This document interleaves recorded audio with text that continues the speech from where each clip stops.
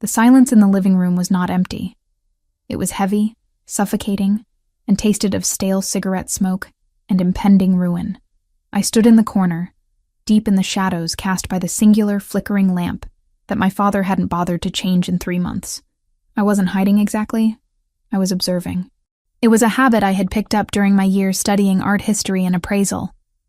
The ability to stand back, look at a composition, and find the crack in the varnish, the fake signature, the flaw that devalued the entire piece.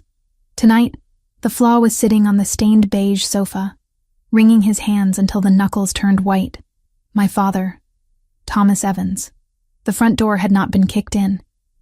There were no shouts, no breaking glass.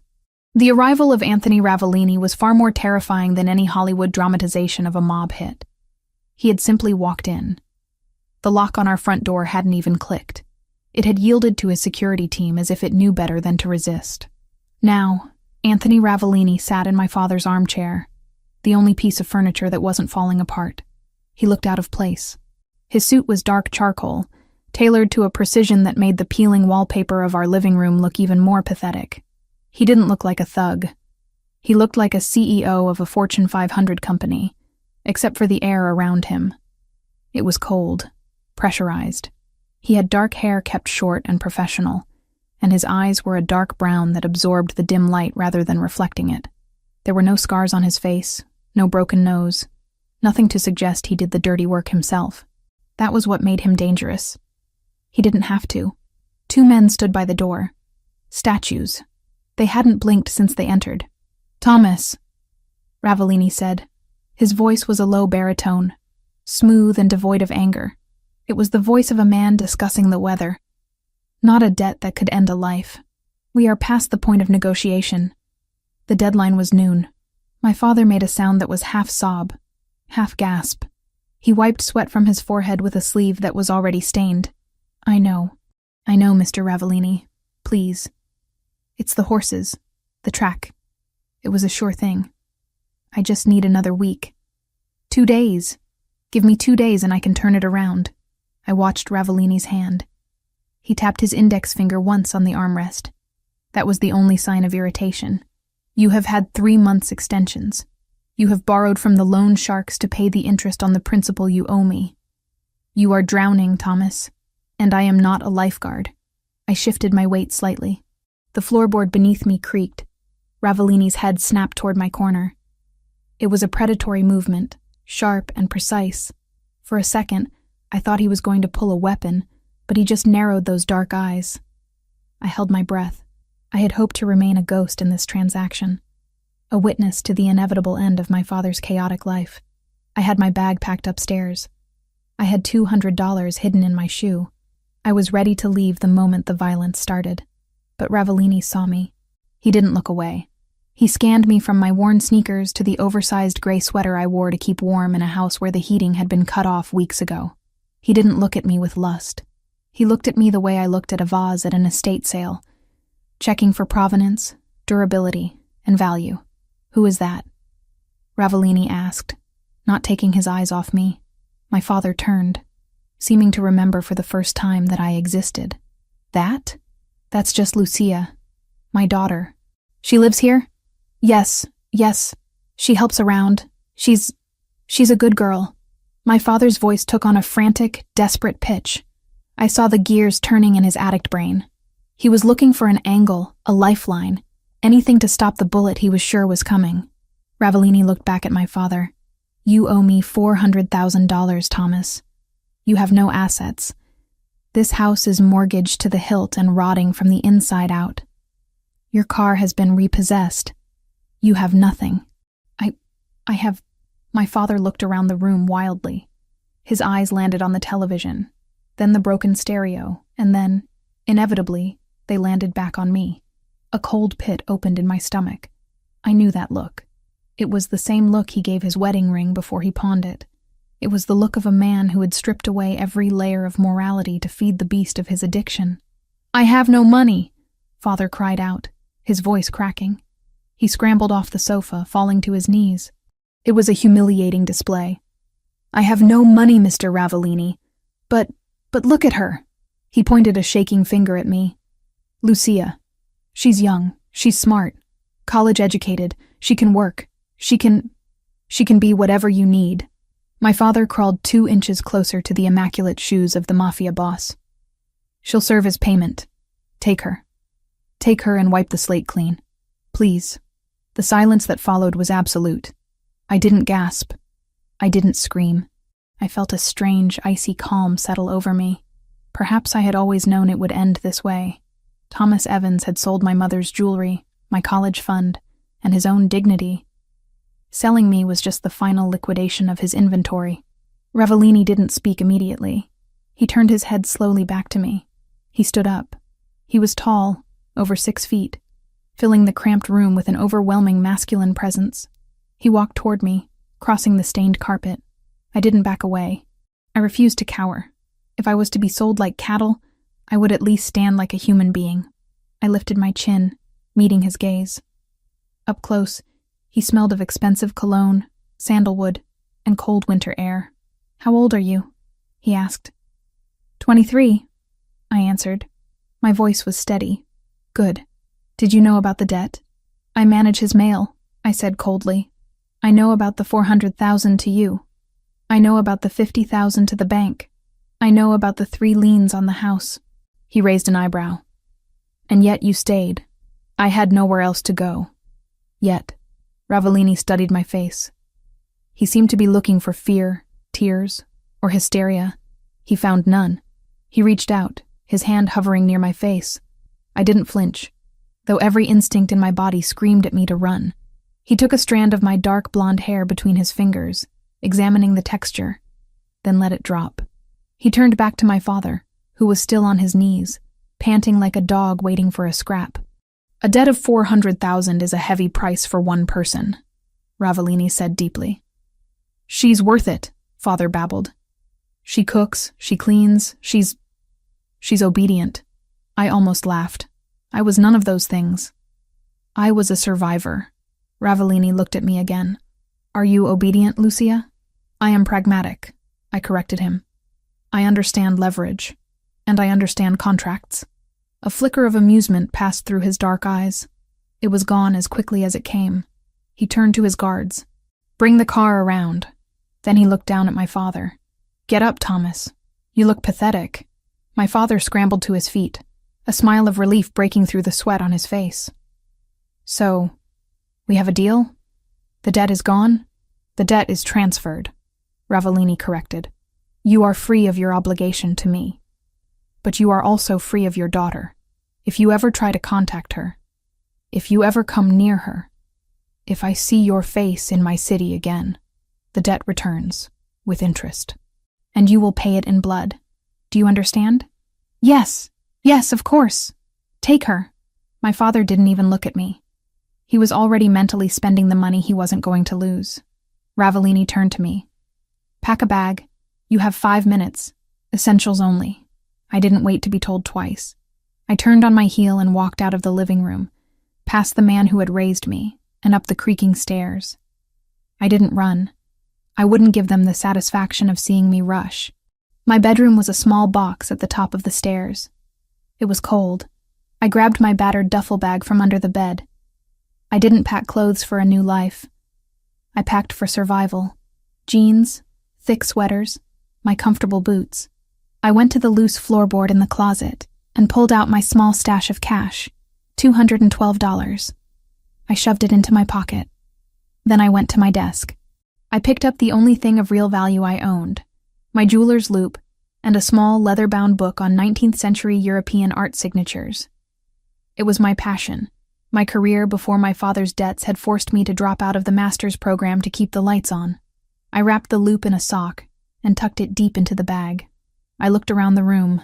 There were no posters, no memories I wanted to keep. This house had been a prison of anxiety for years. Every phone ring made me jump. Every knock at the door made me sick. Leaving it didn't feel like being captured. It felt like being cut loose from an anchor that was dragging me to the bottom of the ocean. I zipped the bag. It was light. My entire life weighed less than 20 pounds. When I came back downstairs, Ravellini was checking his watch.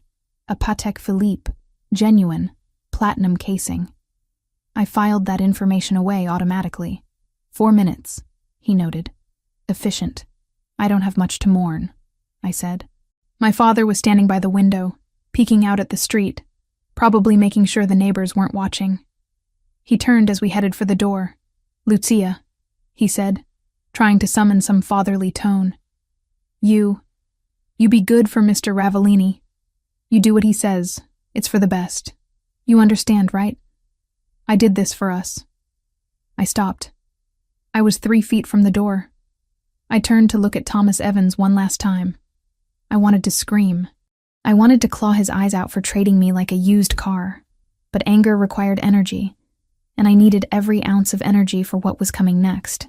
You did this for yourself, I said, my voice dead of all emotion. Don't pretend this is a sacrifice, Thomas. You sold me to save your kneecaps. Now, honey, don't. I cut him off. The debt is paid. You have your life. I have mine. If I were you, I'd stop gambling. Next time, you won't have a daughter to barter with. I walked out the door into the biting cold of the night without waiting for his response. The air outside was crisp, hurting my lungs in a good way. A massive black SUV was idling at the curb. It wasn't just a car. It was a tank disguised as luxury. The windows were tinted so dark they looked like black holes. One of the guards opened the back door for me. I climbed in. The interior was a shock to the system. Cream leather, soft ambient lighting, and warmth that seeped into my bones immediately. It smelled of new leather and safety. Ravellini slid in beside me. The door closed with a heavy thud, sealing out the noise of the street, the wind, and my past. The lock engaged with a decisive click. As the car pulled away, merging smoothly into the traffic, the silence stretched between us. I kept my bag on my lap, hugging it against my chest like a shield. I looked out the window, watching the neighborhood I had grown up in blur into streaks of light. We were leaving the slums and heading toward the city skyline that glowed in the distance like a promised land. We need to establish the ground rules, Ravellini said. He didn't look at me.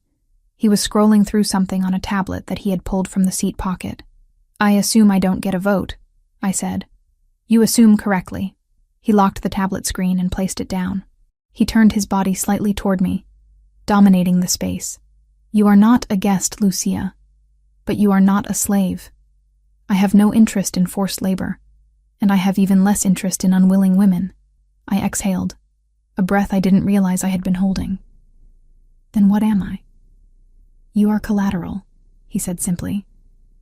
For the next 5 years, you belong to the Ravellini family. You will live in my home. You will be available when I require your presence. You will not leave the premises without an escort. You will not contact anyone from your previous life. You will disappear. Available for what? I asked, my grip tightening on my bag.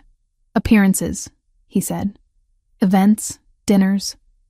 My world is built on perception. A man of my standing requires a certain domestic image to close specific deals. You are articulate. You are presentable. And according to your father, you are educated. You will play the role of my companion. And if I refuse, you won't, he said. It wasn't a threat. It was a statement of fact. Because you are smart. You saw the alternative back there. You know that living in a golden cage is preferable to drowning in a sewer. Your father would have sold you to someone far worse than me eventually. A pimp, a drug dealer, another bookie. With me, you will have food, clothes, safety, and luxury. All I ask in return is your time and your loyalty. 5 years, I repeated. 5 years. Then the contract is fulfilled, and you are free to go with a severance package that will let you start over anywhere in the world. It sounded like a business deal. Cold, transactional, logical. It was exactly the kind of language I understood. I have conditions, I said.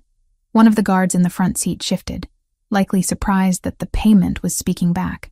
Ravellini just looked amused. You are in no position to negotiate, Lucia. I'm not negotiating the terms of my surrender, I said, meeting his eyes. I'm clarifying the job description. You said you have no interest in unwilling women. Does that mean my bed is my own? Ravellini's gaze dropped to my lips for a fraction of a second, then returned to my eyes.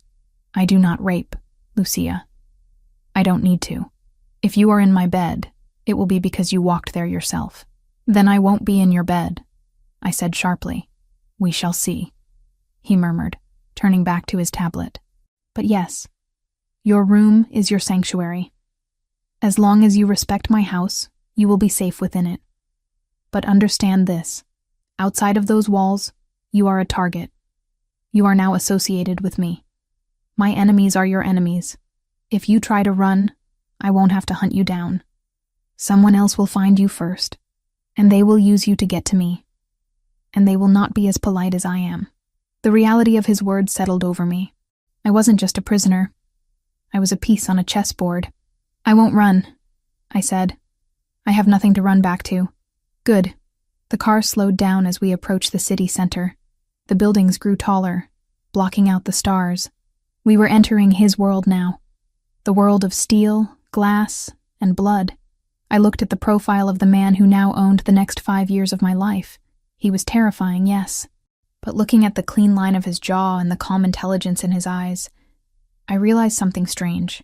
For the first time in 10 years, I wasn't wondering where my next meal was coming from. I wasn't wondering if the electricity would be cut off. The fear of the unknown was there, but the fear of poverty, the grinding, humiliating fear that had defined my existence, was gone. My father had sold me to save himself. But as the skyline glittered ahead of us, I wondered if, inadvertently, he had saved me too. One more thing, Ravellini said, interrupting my thoughts. Yes? Your last name, Evans. You don't use it anymore. In my house, you are simply Lucia. We don't advertise where you came from. Fine, I said. Lucia. Just Lucia. He nodded, satisfied. The car turned into the underground entrance of a massive skyscraper. The gates opened automatically, swallowing us into the belly of the building. Welcome home, Lucia, Anthony Ravellini said. As the darkness of the garage enveloped the car, I realized the irony. I had lost my freedom, but I had gained a future. It was a dangerous, twisted future, but it was mine to navigate. I loosened my grip on the duffel bag. My hands were steady. The game had begun. The elevator ride to the penthouse took exactly 45 seconds. I counted them, watching the digital numbers climb higher and higher, leaving the grid of the street level far below. With every floor that passed, the air pressure changed slightly. A physical reminder that I was ascending into a stratosphere I had no business occupying. Anthony Ravellini stood beside me, silent and still. He didn't fidget.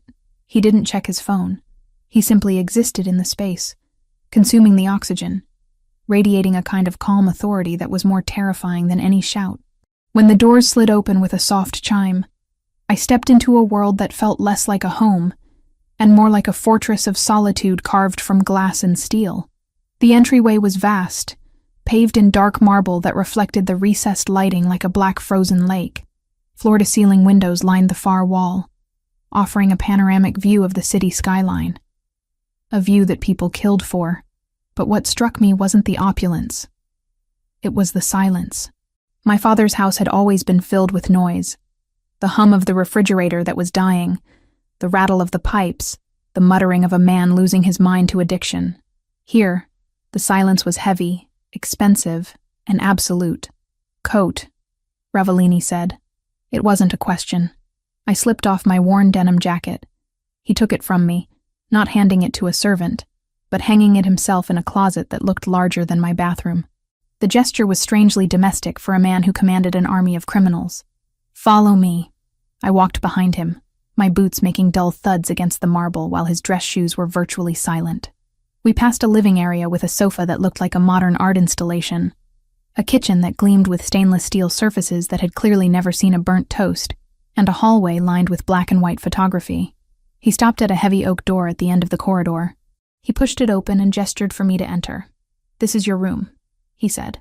I stepped inside and felt my breath hitch. It was beautiful, yes, in a stark, masculine way.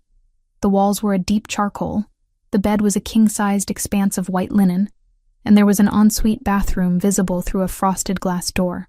But what drew my eye wasn't the luxury. It was the lock on the door. A heavy brass deadbolt. On the inside, I turned to look at him, surprised. "You can lock it," he said, reading my mind with unnerving accuracy. "Privacy is a luxury you probably haven't had in a long time. Here, it is a standard." "You trust me behind a locked door?" I asked, gripping the strap of my duffel bag. "I have the master key, Lucia. But I won't use it unless I have reason to believe you are harming yourself or planning something stupid. As I told you in the car, I do not force entry. If that door is locked, I will knock." He stepped back into the hallway, creating a physical boundary between us. "The kitchen is fully stocked. Eat whatever you want. The library and the gym are open to you. My office," he pointed to a set of double doors at the opposite end of the hall, "is not locked, but I advise you to knock before entering. I handle business there that you do not want to overhear." "And if I want to leave?" I asked, testing the perimeter. "The elevator requires a biometric scan or a code. You have neither. The fire escape is alarmed and monitored by a security team in the lobby. If you trigger it, 3 men with very little patience will be up here in 90 seconds. Don't test them." His eyes were dark, serious, devoid of cruelty but full of warning. "Sleep," he ordered. "Tomorrow we will discuss your schedule. I have a tailor coming at 10 to measure you." "A tailor? You represent the Ravellini family now. Your current wardrobe is—" He glanced at my jeans, which had a patch on the knee. "Insufficient." With that, he turned and walked away. I watched him disappear into the shadows of the living room, then I closed the door. I turned the lock. The click of the deadbolt sliding into place was the loudest sound I had heard all night. I didn't unpack immediately. I sat on the edge of the bed, the mattress sinking perfectly under my weight, supporting me in a way I wasn't used to. I looked around the room. It was warm. The thermostat on the wall read 72 degrees. For the first time in 3 winters, I didn't have to sleep in 2 hoodies. I went into the bathroom. The shower was a waterfall style, enclosed in glass. I turned the handle, and hot water, instantly hot, not lukewarm after 10 minutes of running, poured out. I stripped off my clothes, the layers of grime and stress from the confrontation at my father's house peeling away. I stood under the spray for a long time, watching the steam rise. I should have been crying. I should have been terrified. I was a prisoner in a high-rise tower, owned by a mob boss. But as the hot water hit my skin, all I felt was a profound, exhaustion-fueled relief. The debt collectors weren't coming here. The phone wasn't going to ring with threats. For the next 5 years, I was a bird in a cage. Yes. But the cage was bulletproof, and the hawk guarding it was the most dangerous predator in the sky. I dried off with a towel that was thicker than my winter coat and climbed into the bed. I thought I would lie awake for hours, plotting my escape or analyzing my fate. But the moment my head hit the pillow, my body shut down. It recognized safety, even if my mind hadn't accepted it yet. I slept dreamlessly, a deep, comatose slumber that belonged to the dead or the saved. I woke up to light streaming through the blackout curtains I had failed to close completely. The clock on the bedside table read 8:30 a.m. Panic flared for a microsecond. I was late for work, late for the shift at the antique shop that paid me under the table. Before reality crashed back in, I didn't have a job anymore. I had a role. I dressed in the cleanest clothes I had left, black leggings and a gray oversized sweater. I brushed my hair, pulling it back into a severe bun. I looked in the mirror. My hazel eyes looked clearer than they had in months. The dark circles were still there, but they were lighter. I unlocked my door and stepped out into the penthouse. It was silent. "Mr. Ravellini?" I called out softly. No answer. I walked to the kitchen. There was a pot of coffee on the counter, still hot, with a note beside it written in sharp, angular handwriting. "I am in meetings until noon. Eat." I poured a cup. It was black, strong, and tasted like beans that were ground 10 seconds ago. I opened the fridge. It was absurd. Rows of organic produce, imported cheeses, sparkling water, steaks. I grabbed an apple and a piece of cheddar, eating standing up, leaning against the marble island. I was bored. My entire life for the last 5 years had been a hustle, survival. Every minute was accounted for. Working, studying, hiding, managing my father. Now, I had nothing. Time stretched out before me like a vast, empty desert. I explored. The living room had books, but they were mostly architectural digests or business biographies. I walked to the window and looked down at the city. From up here, the people looked like ants. I wondered if my father was down there, already placing bets with the money he didn't have to pay Ravellini anymore. The thought made my stomach turn, so I pushed it away. I found myself drawn to the double doors at the end of the hall. The office. He had said it wasn't locked. He had advised me to knock. But he also said he was in meetings until noon, which implied he wasn't in there right now. My curiosity was a physical itch. I needed to know who this man was. Was he a brute with money, or something else? I turned the handle. It opened silently. The office was magnificent. It smelled of old paper, leather, and cigar smoke. One wall was entirely glass overlooking the harbor. The other walls were lined with mahogany bookshelves filled with leather-bound volumes, legal texts, history, philosophy, not decoration. These books looked red.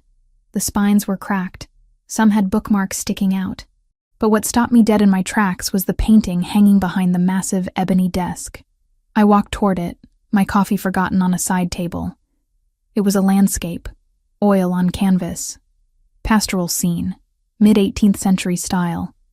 A group of shepherdesses by a stream. Ruined classical architecture in the background, bathed in a golden, hazy light.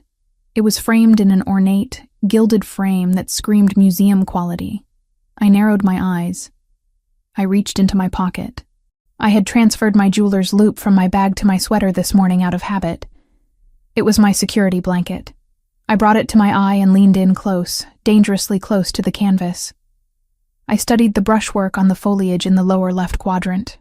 I examined the crackler, the network of fine cracks that appear in old varnish.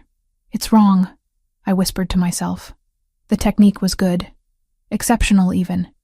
It mimicked the layering of the French Rococo masters perfectly. But the blue pigment in the shepherdess's skirt, it was too vibrant, too stable.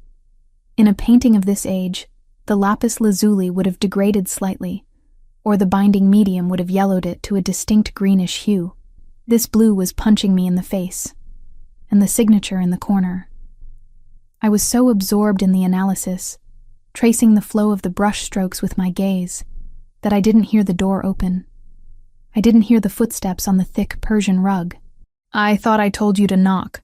The voice was low, vibrating through the room like a bass note. I froze. I didn't jump, but my heart hammered a frantic rhythm against my ribs. I straightened up slowly, turning to face him. Anthony Ravellini stood in the doorway. He wasn't wearing his suit jacket. His white dress shirt was unbuttoned at the collar, sleeves rolled up to his elbows, revealing forearms that were thick with muscle and dusted with dark hair. He looked less like a CEO now and more like a man who had been strangling problems all morning. He didn't look angry. He looked assessing. He walked toward me, closing the distance until he was standing behind his desk, and I was standing in front of it, like a naughty schoolgirl called to the principal's office. I apologize, I said, keeping my voice steady. The door was open. I was curious. Curiosity killed the cat, Lucia, but satisfaction brought it back. I countered instinctively. His eyes narrowed slightly. He looked at the painting, then back at me. He noticed the jeweler's loop clutched in my hand. "What are you doing?" he asked. "Searching for a safe behind the canvas?" "No, I was looking at the pigment." "The pigment?" He crossed his arms over his chest. The biceps strained against the white fabric. "And what did the pigment tell you?" I hesitated. This was a man who prided himself on control, on perfection. Telling him he had been duped might not be the smartest survival strategy, but lying to him felt more dangerous. He was a man who smelled deceit. "It told me that you overpaid," I said. The silence that followed was thick. Anthony didn't blink. "Explain." I took a breath and stepped back toward the painting, pointing with the hand that held the loop. "This is supposed to be a Fragonard, correct? Or at least a rigorous imitation from his workshop. It was sold to me as a Fragonard." Authenticated by 2 experts in London. Your experts are either incompetent or on the payroll of the seller, I said. Look here. I pointed to the blue skirt of the central figure. The blue is consistent with synthetic ultramarine. That wasn't invented until 1826. Fragonard died in 1806. Unless he was a time traveler, he didn't paint this. Anthony walked around the desk. He came to stand right beside me. He was close enough that I could feel the heat radiating off him. He wasn't looking at me. He was looking where I pointed. Go on, he said softly. The crackler. I continued, my professional confidence overriding my fear. See this pattern? It's uniform. Too uniform. Natural aging cracks are random, influenced by the wooden stretcher bars and humidity changes. These cracks look like they were induced by baking the canvas or using a chemical crackle varnish. And the brushwork here. I hovered my finger over the trees. It's too hesitant. The master painted with speed, with confidence. This artist was copying. They were careful. You can see where they lifted the brush to check their work against the original. I lowered my hand and looked up at him. He was staring at the painting with a look of intense concentration. It's a fake, I concluded. A very expensive, very beautiful fake. Probably late 19th century. Worth maybe $10,000 as a decorative piece. Not the $2 million you likely paid for it. Anthony turned his head slowly to look at me. His dark eyes drilled into mine, stripping away my defenses. I expected anger. I expected him to yell at me for insulting his possession. Instead, a slow, dangerous smile curved his lips. It wasn't a nice smile. It was the smile of a wolf that just realized the rabbit has teeth. You studied art? He asked. Art history and appraisal, I said. I was 2 semesters away from my master's when the money ran out. And you kept the loop. Tools of the trade. You don't throw them away just because you lose the workshop. He reached out and took the loop from my hand. His fingers brushed mine. Rough skin against smooth. A jolt of electricity shot up my arm, startling in its intensity. He held the small glass up to his own eye and looked at the blue paint I had indicated. Synthetic ultramarine. He muttered. French Guimet, 1826. He lowered the loop and handed it back to me. My experts in London are going to have a very bad day tomorrow. He walked back around his desk and sat down in the massive leather chair. He looked at me differently now. The dismissive air from the night before, the attitude of a man dealing with a piece of luggage, was gone. He was looking at me like I was a puzzle he hadn't solved yet. I thought I bought a pretty face to hang on my arm, he said, his voice thoughtful. A distraction. Collateral to keep a gambler in line. I told you, I said, putting the loop back in my pocket. I'm pragmatic, and I'm not useless. No, he agreed. You are not. He leaned back, steepling his fingers. The tailor will be here in 20 minutes. Get measured, get your wardrobe sorted. But after that, he paused, his eyes gleaming with a new idea. Come back here. Why? Because I have a warehouse full of assets that I acquired through various debt settlements.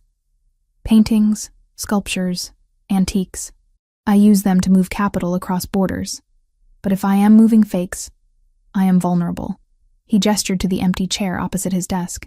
You wanted to know your role, Lucia. Sit down. I didn't move immediately. Does this mean the contract changes? The contract stands, he said firmly. You are still mine for 5 years. But how you spend those 5 years, that is negotiable. You can be a decoration, Lucia, or you can be an asset. The choice is yours. I looked at the chair. It was leather, high-backed, equal in height to his. If I sat there, I wasn't just a victim anymore. I was a collaborator. I would be helping a mob boss optimize his money laundering. It was illegal. It was dangerous. It was everything I had been raised to avoid. But looking at Anthony Ravellini, at the intelligence in his eyes, the challenge in his posture, I realized something terrifying.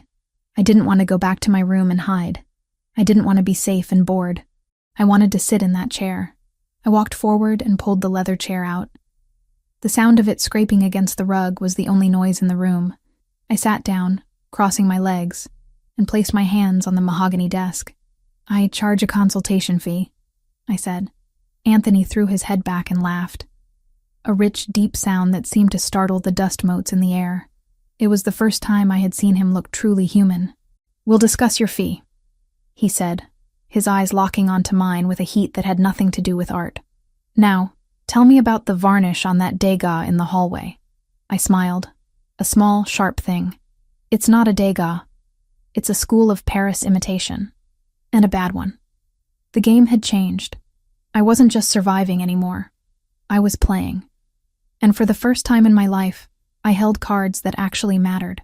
The cage was still there, but the door was wide open, and the hawk was inviting me to fly. "Tell me everything," Anthony commanded. And I did. 3 weeks had passed since I traded the peeling wallpaper of my father's living room for the panoramic views of Anthony Ravellini's penthouse. 3 weeks of silence, luxury, and a strange, exhilarating kind of work. The transition from captive to consultant had been seamless, almost terrifyingly so. I wasn't scrubbing floors or serving drinks. I was doing exactly what I had been trained to do in university, only the stakes were no longer grades or academic approval. They were millions of dollars in illicit capital. I sat at the mahogany desk in the library, a space that had quickly become my command center. Spread out before me were photographs, provenance documents, and shipping manifests. Anthony had given me access to the dead inventory, a collection of art and antiques acquired by the family over the last decade as payments for debts. Most of it was garbage. Gaudy statues, replicas sold to idiots, paintings by up-and-coming artists who never came up. But hidden in the pile were gems, and my job was to separate the wheat from the chaff, and more importantly, to identify the high-quality fakes that could be passed off as originals to less discerning buyers in the European black market. I picked up a file on a set of Ming Dynasty vases. My loupe was already in my hand. I didn't need to look hard to see the modern kiln marks on the base in the photograph. Fake. But good fakes. Trash? The voice came from the doorway. I didn't flinch. I had learned the rhythm of Anthony's footsteps. Heavy, deliberate, rhythmic. I looked up. Anthony was leaning against the doorframe, watching me. The late afternoon sun cast long shadows across the Persian rug, but he seemed to absorb the light rather than reflect it. He was wearing a navy suit today, the jacket unbuttoned, his tie slightly loosened. He looked tired, but his eyes were sharp. "Not trash," I corrected, tapping the photo. "Deceptive. These vases are late 20th century reproductions. The glaze is too consistent. But to an untrained eye, say, a drug runner in Miami looking to park some cash, they're worth 50 grand. To a museum, they're worth $50. Anthony walked into the room, stopping at the edge of the desk. He picked up the photo, studying it with that intensity that made me feel like he was dissecting the paper itself. "So we sell them to Miami," he concluded. "Market them as recovered heritage items," I suggested, keeping my voice professional. "Add a fake certificate of authenticity from a defunct Hong Kong gallery. I can draft one up by tonight, and you can ask for 80,000. A small smile touched his lips. It wasn't a nice smile, but it was an approving one. "You are dangerous, Lucia." "I'm efficient," I replied, closing the file. "You were losing money storing this junk. Now you're liquidating it. That's just good business." "It is," he agreed. He dropped the photo back onto the desk. "Finish up here. We have a dinner tonight." I paused. In the last 3 weeks, I hadn't left the penthouse. I had been perfectly content in my gilded tower, ordering room service and diving into art fraud. The outside world was where my father was. The outside world was where the O'Sullivan family operated. I wasn't eager to return to it. "A dinner?" I asked, keeping my tone neutral. "A business meeting. High level. My capos and a few associates from the West Coast. We are finalizing a distribution route, and you need me there because you are the face of my legitimacy," Anthony said. He walked around the desk, invading my personal space. He didn't touch me, but his proximity was a physical weight. "I am not just a thug with a gun, Lucia. I am a businessman. A man who appreciates culture. You are the proof of that.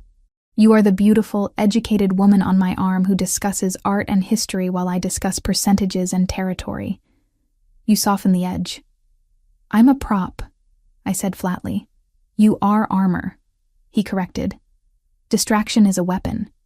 If they are looking at you, they aren't looking at my hands. He reached into his jacket pocket and pulled out a small velvet box.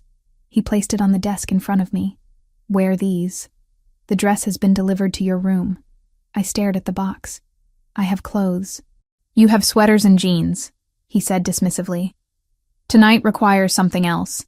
Be ready in an hour. And Lucia? I looked up at him. This isn't a request. He turned and left the library, leaving me alone with the silence and the velvet box. I opened it. Inside lay a pair of diamond drop earrings. They were simple, elegant, and undoubtedly real. I stared at the faceting of the stones. Flawless. D-color. Probably 3 carats each. I snapped the box shut. I wasn't going to be seduced by diamonds. I was doing a job. I was paying off a debt of time. 5 years. I just had to survive 5 years of dinners, fakes, and Anthony Ravellini. I went to my room. The dress was hanging on the wardrobe door. I stopped in my tracks. I had expected black. Safe, classic black. Or maybe red, the color of a cliché. But the silk flowing from the hanger was neither. It was a deep, rich burgundy, the color of oxidized blood, of heavy wine, of crushed velvet in an old theater. It was a sophisticated, dangerous color. I reached out and touched the fabric. It was heavy silk satin, cool to the touch. I stripped off my work clothes and stepped into it. The dress fit as if it had been sewn onto my skin. It had a high neck, deceptive in its modesty, but the back plunged low, exposing my spine. It clung to my hips and pooled slightly at the floor. I sat at the vanity and did my hair, pulling it into a sleek, low chignon. I put on the earrings. They caught the light, framing my face in cold fire. I applied lipstick, a dark berry shade that matched the dress. When I looked in the mirror, I didn't see Lucia Evans, the girl who hid from debt collectors. I saw a woman who looked like she belonged in a palace, or a war room. I looked formidable. I walked out into the living room exactly an hour later. Anthony was waiting by the window, looking out at the city. He turned when he heard my heels on the marble. He stopped. His eyes swept over me, starting from my shoes and traveling slowly up to my face. He didn't leer. He didn't look at me with hungry animal lust. He looked at me with a profound, terrifying appreciation. Burgundy, he said quietly. It suits you better than black. It's a bold choice, I said, my voice steady despite the way my heart hammered against my ribs. We are not hiding tonight, he said. He walked over and offered me his arm. Shall we? I took his arm. His muscles were hard as granite beneath the fine wool of his suit. Lead the way, Mr. Ravellini. Anthony, he corrected. Tonight you call me Anthony. The restaurant was called Il Silenzio.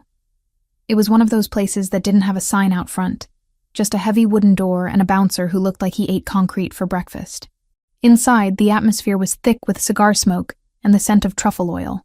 It was dimly lit, the walls lined with dark wood paneling. The other diners were men in expensive suits, talking in hushed tones. There were very few women.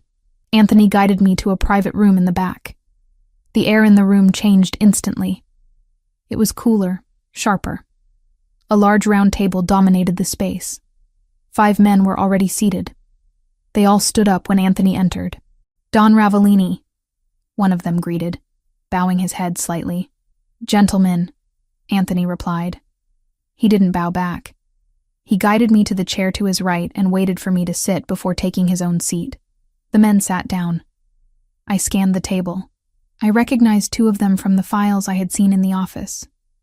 Associates from the West Coast. But the man sitting directly across from me was new. He was older, perhaps 50, with a face that looked like it had been carved out of aggressive meat. His skin was flushed, his eyes watery and bloodshot. He had a glass of whiskey in front of him that was already half empty. "Who's the bird, Anthony?" the man asked, his voice grating and loud. I thought this was a business dinner, not a date night. Anthony poured himself a glass of water. He didn't look at the man. "This is Lucia. She is my consultant." "Consultant?" The man laughed, a wet, ugly sound.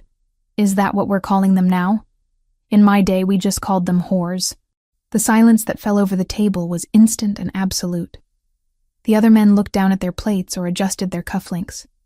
Insulting the boss's companion was suicide. Anthony stopped pouring. The pitcher hovered in the air for a second before he set it down with a deliberate clink. "Lucia manages my private acquisitions," Anthony said, his voice dropping an octave. "She has more education in her little finger than you have in your entire bloodline, Verciani. I suggest you show respect." So this was Verciani, a capo from the Jersey faction, notorious for his temper and his inability to handle alcohol. Verciani sneered, leaning back in his chair.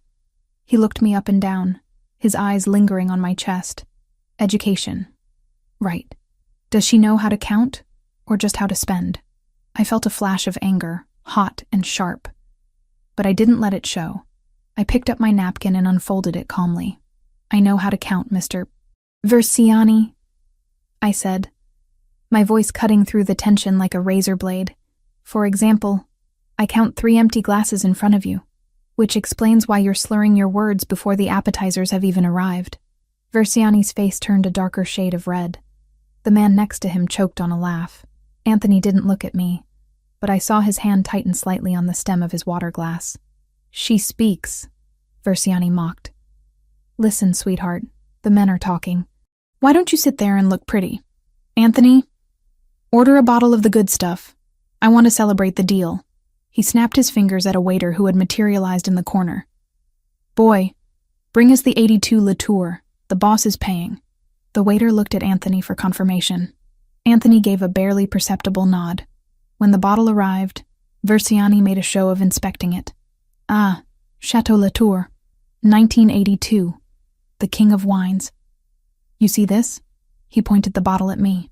"This bottle costs more than your daddy made in a year." He didn't know how right he was. My father never made anything. The waiter poured a splash into Verciani's glass for the tasting. Verciani swirled it aggressively, spilling a drop on the white tablecloth. He took a massive gulp, swishing it around his mouth like mouthwash. "Perfection," he announced. "Notes of leather and tobacco, smooth as silk. Pour it for everyone." The waiter moved to pour, but I raised my hand. "Wait," I said. Verciani slammed his glass down. "What now?"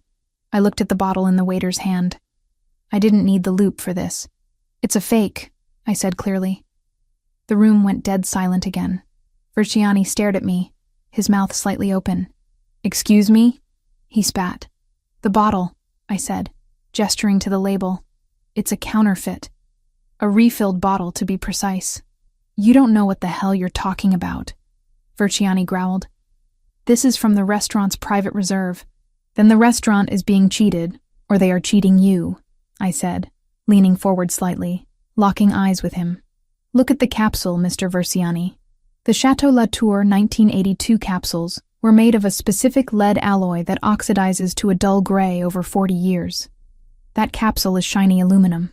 And the label? The font on the vintage year is slightly too bold. It's a high-quality photocopy glued onto an old bottle." I turned to the waiter, who was looking pale. "And if you open it, the cork will likely be branded with a different year, or it will look surprisingly new for a 40-year-old wine. Am I right?" The waiter swallowed hard. I can check the cellar, madam. We have had issues with the supplier recently."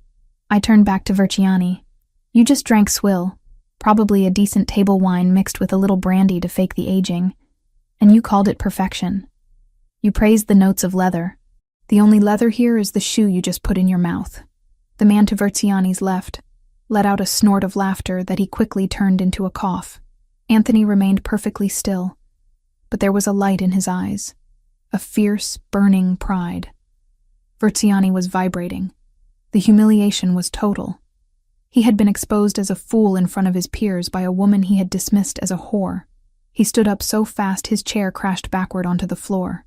"You little bitch," he roared. He lunged across the table. His hand, heavy, meaty, and fast, swung toward my face. I didn't have time to move. I flinched, bracing for the impact, closing my eyes. But the blow never landed. There was a dull thud of flesh hitting flesh, but not mine.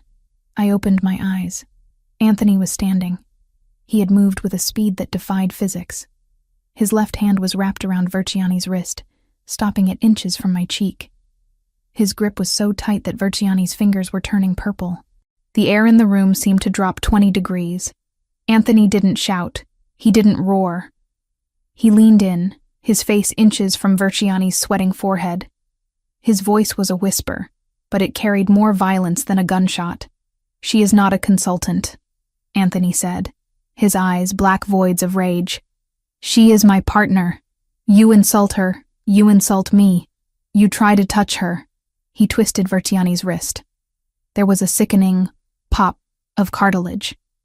Verciani let out a strangled yelp, dropping to his knees. "And you lose the hand," Anthony finished. He shoved Verciani back. The capo collapsed onto the floor, clutching his wrist, wheezing. "Get him out of here," Anthony ordered the guards. "And tell the kitchen to bring me a real bottle. I won't pay for garbage." The guards dragged Verciani out. The other men at the table sat in stunned silence. They weren't looking at Anthony with fear anymore. They were looking at me with fear. Because I was the woman who had just caused a capo to be broken, and I hadn't even raised my voice. Anthony sat back down. He adjusted his cuffs. He turned to me. "Are you all right?" he asked. I looked at his hands. The hands that had just crushed a man's wrist to protect me. My heart was racing. But not from terror. It was racing from adrenaline. "I'm fine," I said. My voice was surprisingly steady. "But he really does have terrible taste in wine." Anthony looked at me for a long moment. Then he started to laugh. It was a low, dark sound. "Yes," he said. "He does." The rest of the dinner passed in a blur. The men treated me like royalty. They asked my opinion on the food, the decor, the business. I played the part. I was charming, I was intelligent, I was deadly. But all I could think about was the heat of Anthony's body next to mine, and the way he had moved to shield me. The ride home was quiet. The city lights streaked past the tinted windows of the SUV. The partition was up, separating us from the driver. I sat in the corner of the seat, watching the rain start to streak against the glass. The adrenaline was fading, leaving behind a shaky exhaustion. I felt a hand on mine. I looked down. Anthony's hand was covering mine on the leather seat. His skin was warm. "You're shaking," he said. "Just a little," I admitted.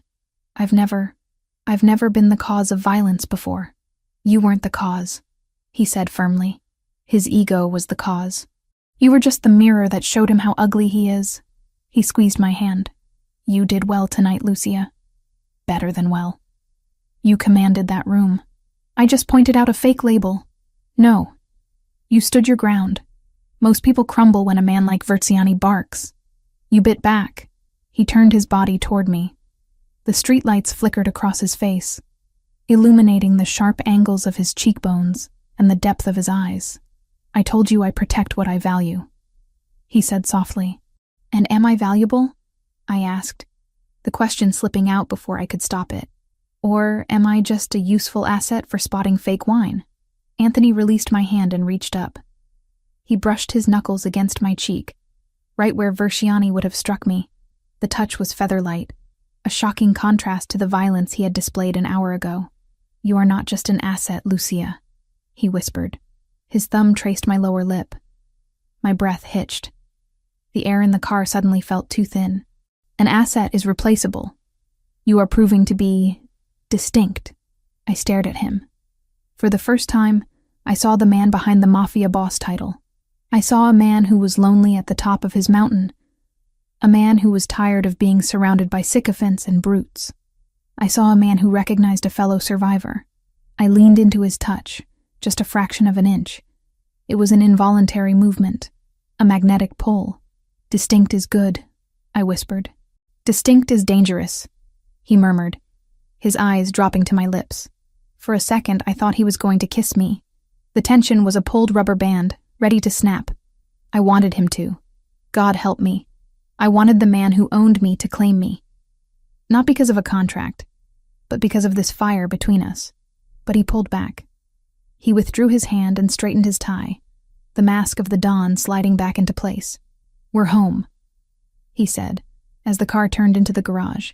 The moment was broken, but the energy remained. As we walked to the elevator, he didn't walk ahead of me. He walked beside me. I wasn't walking behind him anymore. Tonight had changed everything. I wasn't just the girl in the corner. I was the woman in burgundy who had brought a capo to his knees. And Anthony Ravellini was no longer just my captor. He was my partner in a dance I was just beginning to learn the steps to. I looked at my reflection in the elevator doors. The diamonds sparkled, cold and hard. But my eyes were burning. I had survived the dinner. I had survived Versiani, and looking at Anthony's profile as the doors opened to our penthouse, I realized the most dangerous thing of all. I was starting to like the view from the top, and I wasn't sure I ever wanted to come down. The invitation on the marble counter said, "The Whispering Hope Charity Gala," a name so sickly sweet it could only belong to an event run by the city's most ruthless tax evaders. It was the biggest night of the social season, a black tie affair where alliances were forged over caviar and reputations were destroyed with a whisper. For the first time in my life, I wasn't wondering how to sneak into such a world. I was expected to conquer it. I stood before the full-length mirror in my room, the silence of the penthouse wrapping around me like a second skin. The dress Anthony had commissioned for me was not merely a garment. It was a statement of war disguised as couture. It wasn't the deep burgundy of the private dinner, nor was it the safe black of a shadow. It was pale gold. The silk was liquid, cascading down my body in a way that mimicked movement, even when I was perfectly still. It caught the light of the chandelier and threw it back, softened, making my skin glow. The neckline was architectural, a sharp plunge that stopped just before indecency, held together by sheer engineering and confidence. The back was entirely open, exposing my spine to the cool air of the room. It was a dress that demanded attention. It was a dress that said I didn't need to hide in corners anymore. I adjusted the diamond drop earrings, the same ones from the dinner, and checked my reflection. The girl who had packed her life into a duffel bag under the gaze of a debt collector was gone. In her place stood a woman who knew the market value of a fake Renoir and the breaking point of a Jersey capo. A knock came at the door. 3 sharp raps. "Come in," I said, not turning away from the mirror. Anthony opened the door. He was wearing a tuxedo that fit him with lethal precision. The peak lapels were sharp enough to cut, the white shirt crisp against his tan skin. He looked like the prince of a dark kingdom, which, in many ways, he was. He stopped 2 steps into the room. I saw his reflection freeze in the glass. His dark eyes traveled up the line of the gold silk, tracing the curve of my waist, the slope of my exposed back, and finally meeting my eyes in the mirror. "Gold," he stated, his voice low. "You said we weren't hiding," I replied, turning slowly to face him. This seemed appropriate. He walked toward me, entering my personal space with the gravitational pull of a planet. He didn't touch me immediately. He let the tension build, that electric hum that had been growing between us since the night at Il Silenzio. "Appropriate is an understatement," he murmured. "You look like a trophy, Lucia. The kind men kill each other to possess." "I thought I was a partner," I challenged softly. "Tonight, you are both." He reached out, his fingers brushing the bare skin of my arm. The contact sent a jolt straight to my core, but I held his gaze. "The O'Sullivans will be there. The Russos. The heads of the 5 families. They need to see you and think that I have captured the sun. They need to believe I am so powerful I can wear gold without fearing who might try to snatch it." "Let them try," I said. The words came out with a fierceness that surprised me. Anthony smiled, a rare, genuine expression that softened the hard lines of his face. "That is the spirit. But stay close to me. The sharks are circling tonight and they smell fresh blood." "I'm not blood," I said, picking up my clutch. "I'm the hook." He chuckled, offering his arm. "Then let's go fishing." The venue was the grand ballroom of the Pierre Hotel, a cavernous space dripping with crystal and old money. The air smelled of expensive lilies, heavy perfume, and the metallic tang of chilled champagne. A string quartet played in the corner, the music barely audible over the roar of 300 wealthy people pretending to like each other. Our entrance was exactly what Anthony had orchestrated. When we stepped onto the balcony overlooking the ballroom, heads turned. The murmur of conversation didn't stop, but it shifted. The pitch changed. I felt hundreds of eyes on the gold dress, on Anthony's hand resting possessively on the small of my back. We descended the grand staircase. I didn't look down at my feet. I looked straight ahead, scanning the room as Anthony had taught me. 3 o'clock, Anthony whispered, his lips barely moving. Senator Mitchell, in his pocket for 10 years. 7 o'clock, Don Russo, neutral but leaning towards our side. 12 o'clock, the O'Sullivan table. I looked. The O'Sullivan table was the center of gravity for the opposition. Seated there was Patrick O'Sullivan, a man who looked like a bulldog stuffed into a suit, surrounded by his lieutenants and their wives. The women were draped in emeralds and sapphires, their expressions tight and watchful. They look unhappy, I noted. They lost a shipment last week, Anthony said casually. Customs seized it. They think I tipped off the feds. Did you? I don't talk to the feds, Lucia, but I don't correct my enemies when they make mistakes either. We reached the floor and were immediately swarmed. For the next hour, I was the perfect diplomat. I laughed at jokes that weren't funny. I discussed the decline of neoclassical architecture with a banker who was clearly laundering money for the cartels. I charmed the wife of a judge by complimenting her hideous brooch. Through it all, Anthony was a constant presence at my side. He didn't hover, but he was always there, a hand on my elbow, a body blocking a crowded path. We moved as a unit. When I spoke, he listened with visible respect, signaling to the room that dismissing me would be a fatal error. I was enjoying myself. The power was intoxicating. I was navigating a minefield in stilettos, and I hadn't triggered a single explosion. I need a moment, Anthony whispered in my ear after extricating us from a conversation with a particularly dull city councilman. I have to speak with Russo privately. 5 minutes. Stay in the main circle. Don't wander. I'll be fine, I assured him. I'll get a water. He hesitated, scanning the room once more, then nodded. 5 minutes. He disappeared into the crowd toward the smoking terrace. I walked to the bar, my head high. I ordered a sparkling water with lime. The bartender served me with trembling hands. I turned to survey the room, taking a sip. That dress is a bold choice for a mistress. The voice was sweet, laced with arsenic. I turned. Standing next to me was a woman I had seen at the O'Sullivan table. She was older, perhaps 45, wearing a dark green velvet gown that looked heavy and suffocating. Her neck was choked with diamonds that looked like ice. I prefer consultant, I replied smoothly. And the dress is vintage. You wouldn't recognize the designer. He doesn't sell to department stores. The woman's smile didn't waver. Sharp tongue.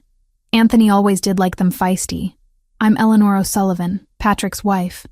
Lucia, I said, omitting the surname as per my instructions. Just Lucia? Eleanor stepped closer. She smelled of gin and desperate preservation. We know who you are, dear.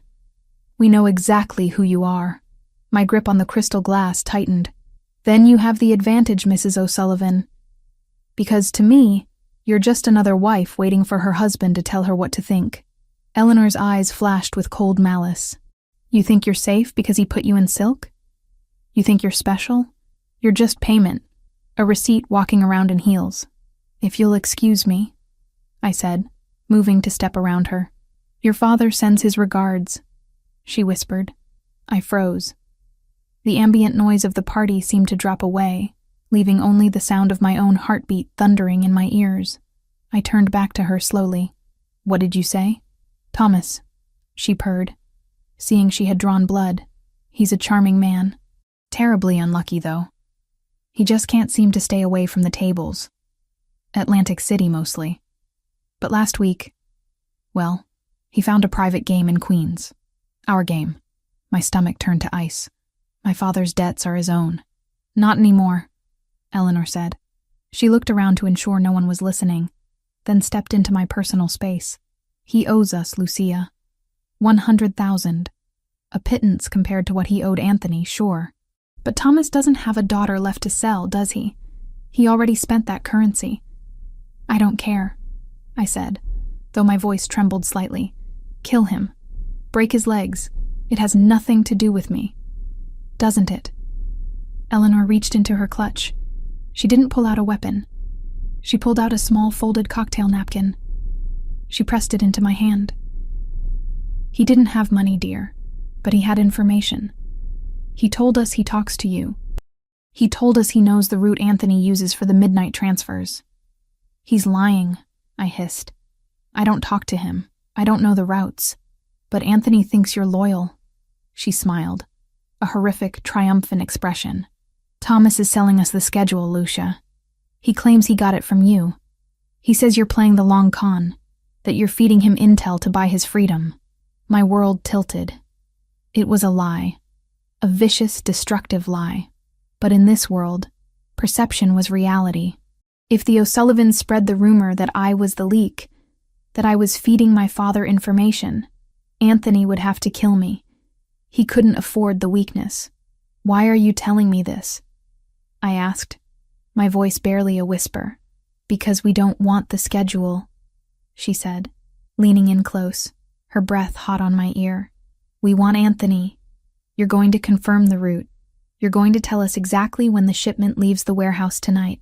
If you do, we forgive your father's debt. If you don't, well, we tell Anthony that his precious little consultant is a double agent working for her daddy, and we'll provide the proof Thomas manufactured. She patted my cheek. It took everything in me not to slap her hand away. Think about it. The ladies' room is down the hall. Meet me there in 10 minutes with the time and location. Or watch your golden life burn. She walked away, blending back into the crowd like a venomous snake sliding into the grass. I stood there, the cocktail napkin burning my palm. I unfolded it. It was a list of dates. Anthony's dates. My father hadn't just gambled money. He had gambled my life. He was framing me to save his own skin, using the O'Sullivans as the executioner. I looked across the room. Anthony was walking back from the terrace. He looked powerful, untouchable. If I told him, would he believe me? Or would the seed of doubt be enough to destroy us? The O'Sullivans were banking on my fear. They were banking on me trying to fix this alone, trying to hide the mess. I looked at the napkin again. Then I looked at Anthony. I didn't hesitate. I dropped the glass of water on the table with a clatter and walked straight toward him. I didn't care about the senator he was about to greet. I didn't care about the protocol. I cut through the crowd, my gold dress flowing like a banner of distress. Anthony saw me coming. His smile vanished instantly, replaced by a look of razor-sharp alert. He stepped away from the group he was approaching and met me halfway. "Lucia?" he asked, his hand instantly finding my waist. "What happened?" "We need to leave," I said. My voice wasn't loud, but it was steel. Now. He didn't ask why. He didn't look around to see if anyone was watching. He didn't worry about the social fallout. He saw the look in my eyes, the terror I was trying to suppress, and he acted. "Guard," he said to the air, and instantly 2 of his men materialized from the shadows. "Car, out front, 10 seconds. He guided me toward the exit, his body shielding mine from the room. We moved fast. The valet was already opening the door of the SUV before we even hit the sidewalk. We dove into the back seat. The door slammed shut, sealing us in the safety of the dark leather. "Go," Anthony ordered the driver. "Penthouse, counter-surveillance route." The car surged forward. Anthony turned to me. He didn't touch me yet. He waited. "Tell me." I opened my hand and dropped the crumpled napkin onto his knee. "The O'Sullivans," I said, the words tumbling out. "Eleanor." She cornered me. "My father." I choked on the word, a bitter bile in my throat. "My father owes them. He's back gambling. And to pay them, he's selling them lies." Anthony picked up the napkin. He scanned the dates in the dim light of the passing street lamps. His face was a mask of stone. "He told them I'm the leak," I continued, forcing myself to be clear. "He told them I'm feeding him information on your shipments. Eleanor said if I don't give them the real route for tonight, they'll come to you with proof that I'm a traitor." I looked at him, searching for doubt, searching for the moment he would decide I was a liability. "I didn't tell him anything, Anthony. I haven't spoken to him since the night you took me. You have to believe me." Anthony looked at the napkin. Then he slowly crushed it in his fist. The sound of the paper crumpling was loud in the quiet car. "She gave you 10 minutes," Anthony said. It wasn't a question. She wanted me to meet her in the bathroom, to confirm the route. And instead, you came to me. Yes, you realize that by telling me this, you are effectively signing your father's death warrant, Anthony asked. His voice was devoid of emotion, purely analytical. If he is selling lies about my operation to my enemies, if he is threatening my household to cover his debts, I cannot let him live, Lucia. You know this. I looked out the window. I saw the city passing by, the city where I had lived in fear for so long because of Thomas Evans. I thought of the man who had sold me for a clear ledger. I thought of the man sitting next to me, who had given me a home, a purpose, and who had broken a man's wrist for insulting me. The choice wasn't hard. It was painful, like cutting off a gangrenous limb, but it was necessary. I turned back to Anthony. He stopped being my father the moment he pointed at me in that living room and put a price on my head. I said steadily, "I am not an Evans anymore. You told me that. I am yours." Anthony stared at me. For a long, agonizing minute, he didn't move. He was reading me, looking for the lie, looking for the hesitation. Then, he reached out. He took my hand, the one that had held the napkin, and brought it to his lips. He pressed a kiss to my knuckles, slow and deliberate. It wasn't just a gesture of affection. It was a seal, a knight swearing fealty to his queen. "He tried to use you as a weapon against me," Anthony whispered against my skin. "He thought you were weak. He thought you would panic and hide. He doesn't know me," I whispered back. "No," Anthony agreed. He lowered my hand but didn't let go. His fingers interlaced with mine, locking us together. "But I do." He tapped the partition glass. The driver lowered it an inch. "Change of plans," Anthony said. "Cancel the shipment tonight. Initiate protocol silence on the warehouses. And find Thomas Evans. I don't care where he is. Turn over every rock in Queens." "Yes, boss." The window went up. Anthony looked back at me. The fury was there now, burning deep in his eyes. But it wasn't directed at me. It was a cold, protective rage that made the air in the car vibrate. "You chose me," he said, sounding almost awed by the fact. "I chose the person who protects me," I said. "I chose the person who sees me." He pulled me across the seat, hauling me into his lap. The gold dress spilled over his dark trousers like molten metal. He buried his face in the crook of my neck, inhaling deeply. "You are not just payment, Lucia," he growled against my pulse. "You are the most dangerous thing I have ever owned, and I will burn the city to the ground before I let them touch you." I wrapped my arms around his shoulders, holding on tight. The car sped through the night, carrying us away from the gala, away from the lies, and towards a war that was now inevitable. "What do we do now?" I asked. Anthony pulled back to look at me. His eyes were hard, but his hand on my waist was gentle. "Now," he said, "we stop playing defense. If the O'Sullivans want a war, we give them a massacre. And your father is going to learn that some debts can't be paid with money." I didn't flinch. I didn't beg for mercy. I nodded. "Okay," I said. And in that word, I sealed my fate. I wasn't an observer anymore. I was an accomplice. And as Anthony's lips crashed onto mine, searing and possessive, I realized I wouldn't have it any other way. The girl in the corner was dead. The woman in the gold dress was ready to reign. The transition from the golden warmth of the gala to the cold, militaristic precision of the penthouse was jarring. The silence that filled the apartment wasn't the peaceful quiet of luxury anymore. It was the holding breath of a battlefield before the first shot is fired. Anthony moved with a terrifying efficiency. He had stripped off his tuxedo jacket and the silk tie, replacing them with a tactical vest that he strapped over his white dress shirt.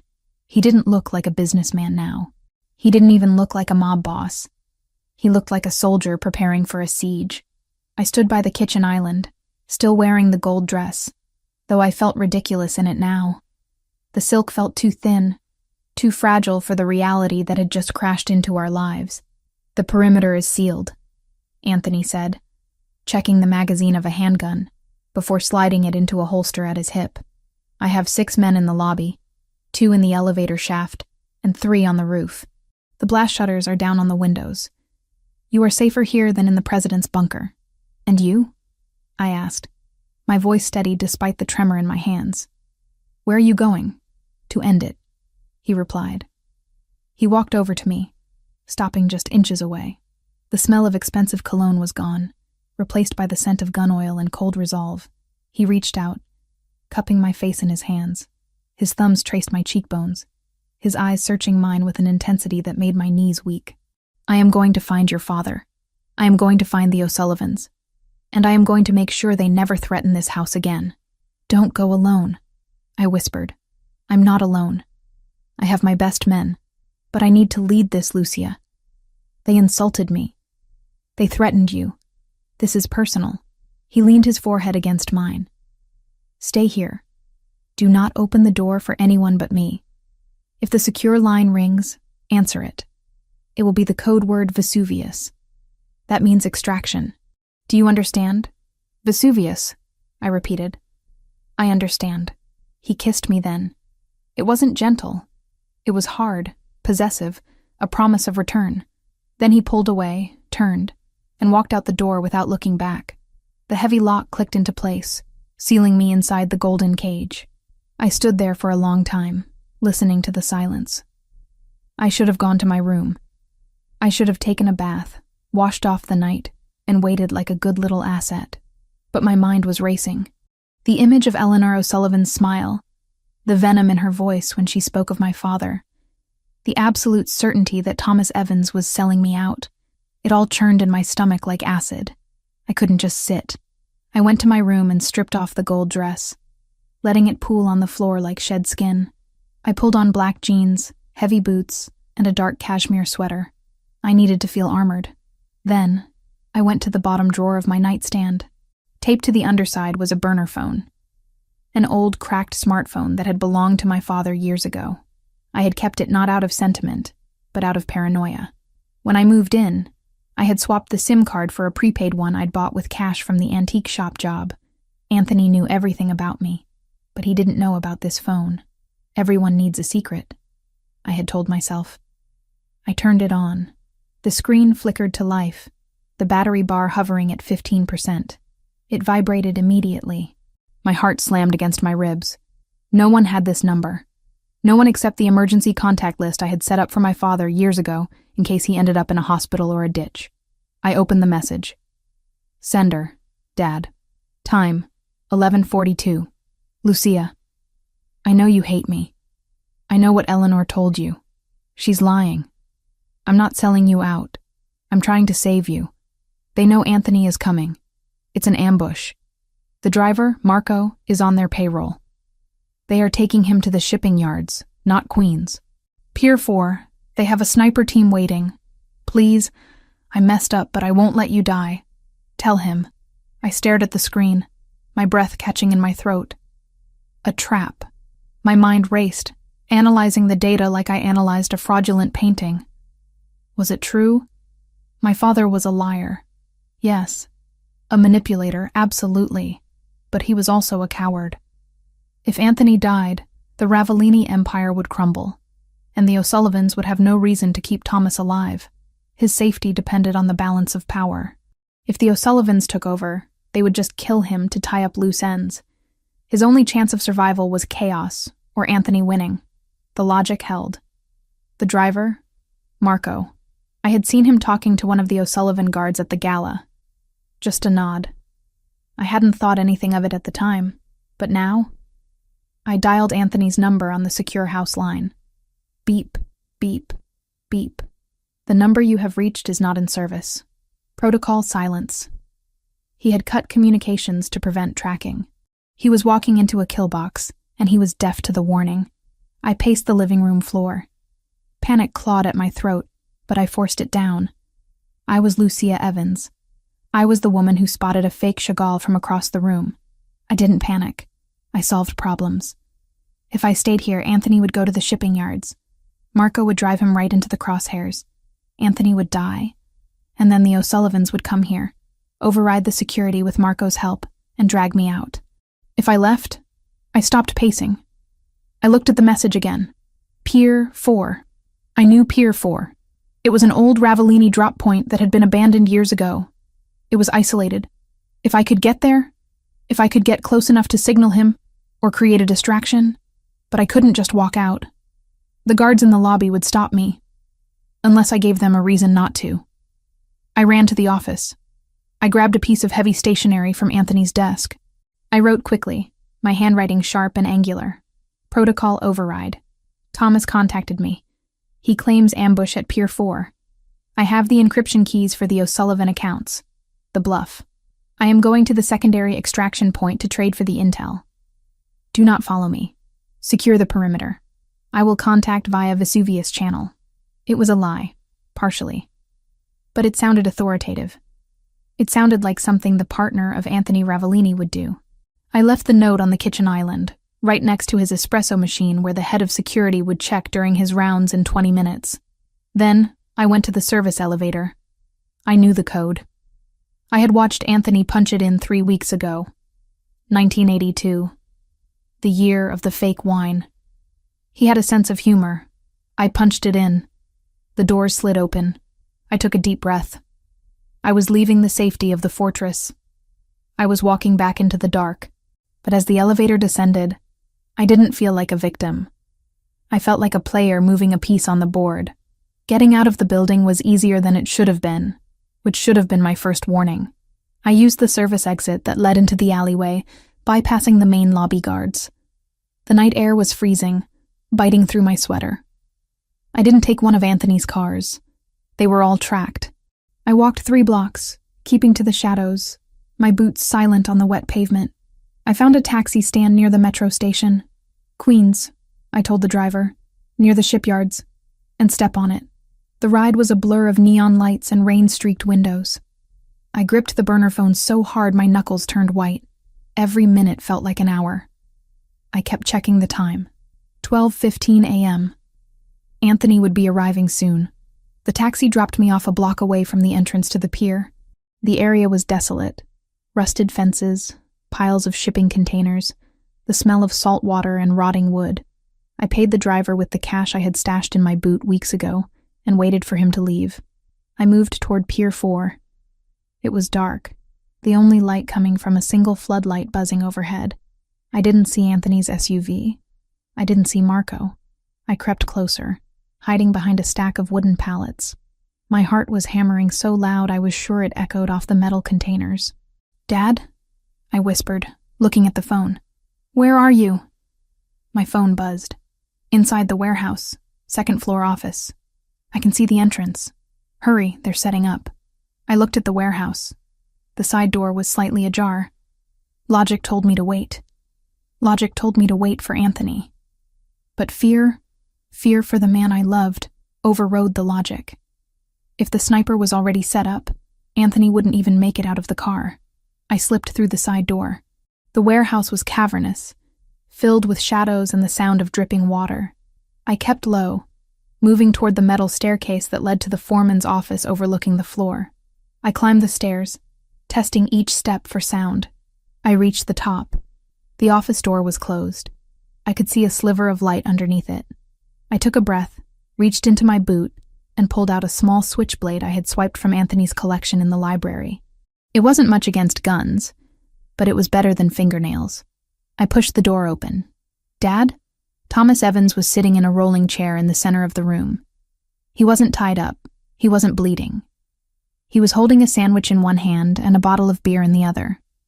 He looked up at me, and for a second, he looked surprised. Then a slow, pathetic smile spread across his face. "You actually came," he said, chewing. "I told them you would. I told them you were loyal." I froze. The knife felt heavy in my hand. I looked around the room. It was empty. No snipers. No view of the ambush. Just my father, looking comfortable. "Where is the ambush?" I asked, my voice barely a whisper. "Where is Anthony?" "Anthony isn't coming here, Lucia," Thomas said, taking a sip of beer. "Anthony is halfway to Jersey by now, chasing a ghost lead I gave Eleanor to feed him. He's fine. Well, he's furious, but he's alive." The realization hit me like a physical blow to the chest. The air left my lungs. "You lied," I said. "I improvised," he corrected. He set the beer down. "See, the O'Sullivans, they didn't want Anthony tonight. They wanted you. They figured if they attacked the penthouse, Anthony would turn it into a fortress. They'd lose 50 men trying to get in. But if I could convince you that he was in danger, well, you'd walk right out the front door." He stood up, wiping crumbs from his shirt. "And look at you. You did. You walked right into the trade." "Trade?" I stepped back, gripping the knife. "What trade?" "My debt for you," Thomas said simply. 100 grand. That's what I owe. Eleanor said if I delivered you, the slate is clean. Plus, they give me a bus ticket to Florida and 5 grand in walking around money." He looked at me with those watery, weak eyes, the eyes I had inherited. "It's a good deal, Lucia. Anthony will find another girl. He's rich. But me? I was out of options. You sold me," I whispered. "Again." "I saved myself," he snapped, his voice rising. "Do you know what they do to people who don't pay? They were going to cut off my fingers, Lucia, one by one. You're young. You're pretty. You'll survive whatever they want. You're tough. Like your mother. Don't you dare speak her name," I hissed. I raised the knife. "You are sick. You are a disease." "I'm a survivor," he yelled. "Just like you." "No." A deep voice came from the shadows behind me. "She is nothing like you." I spun around. Emerging from the darkness of the stairwell were 3 men. I recognized the center one immediately. Patrick O'Sullivan, the bulldog from the gala. He was flanked by 2 guards who looked like they were carved out of granite. "Drop the knife, darling," Patrick said, his voice grating like gravel. "Or I shoot your father," which, honestly, would be doing the world a favor. But a deal is a deal. I looked at Patrick. Then I looked at Thomas. My father was shrinking back, looking terrified now that the reality of the O'Sullivans was in the room. "Lucia, put it down," Thomas pleaded. "Don't make them mad."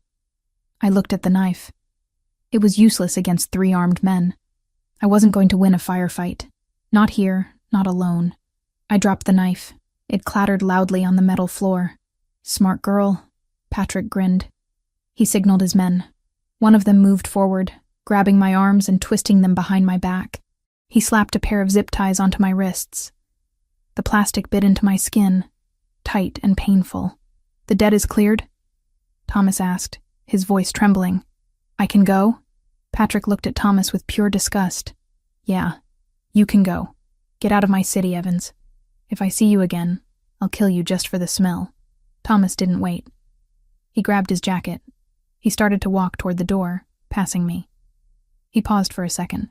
He looked at me, bound and captured because I had tried to save the man I loved.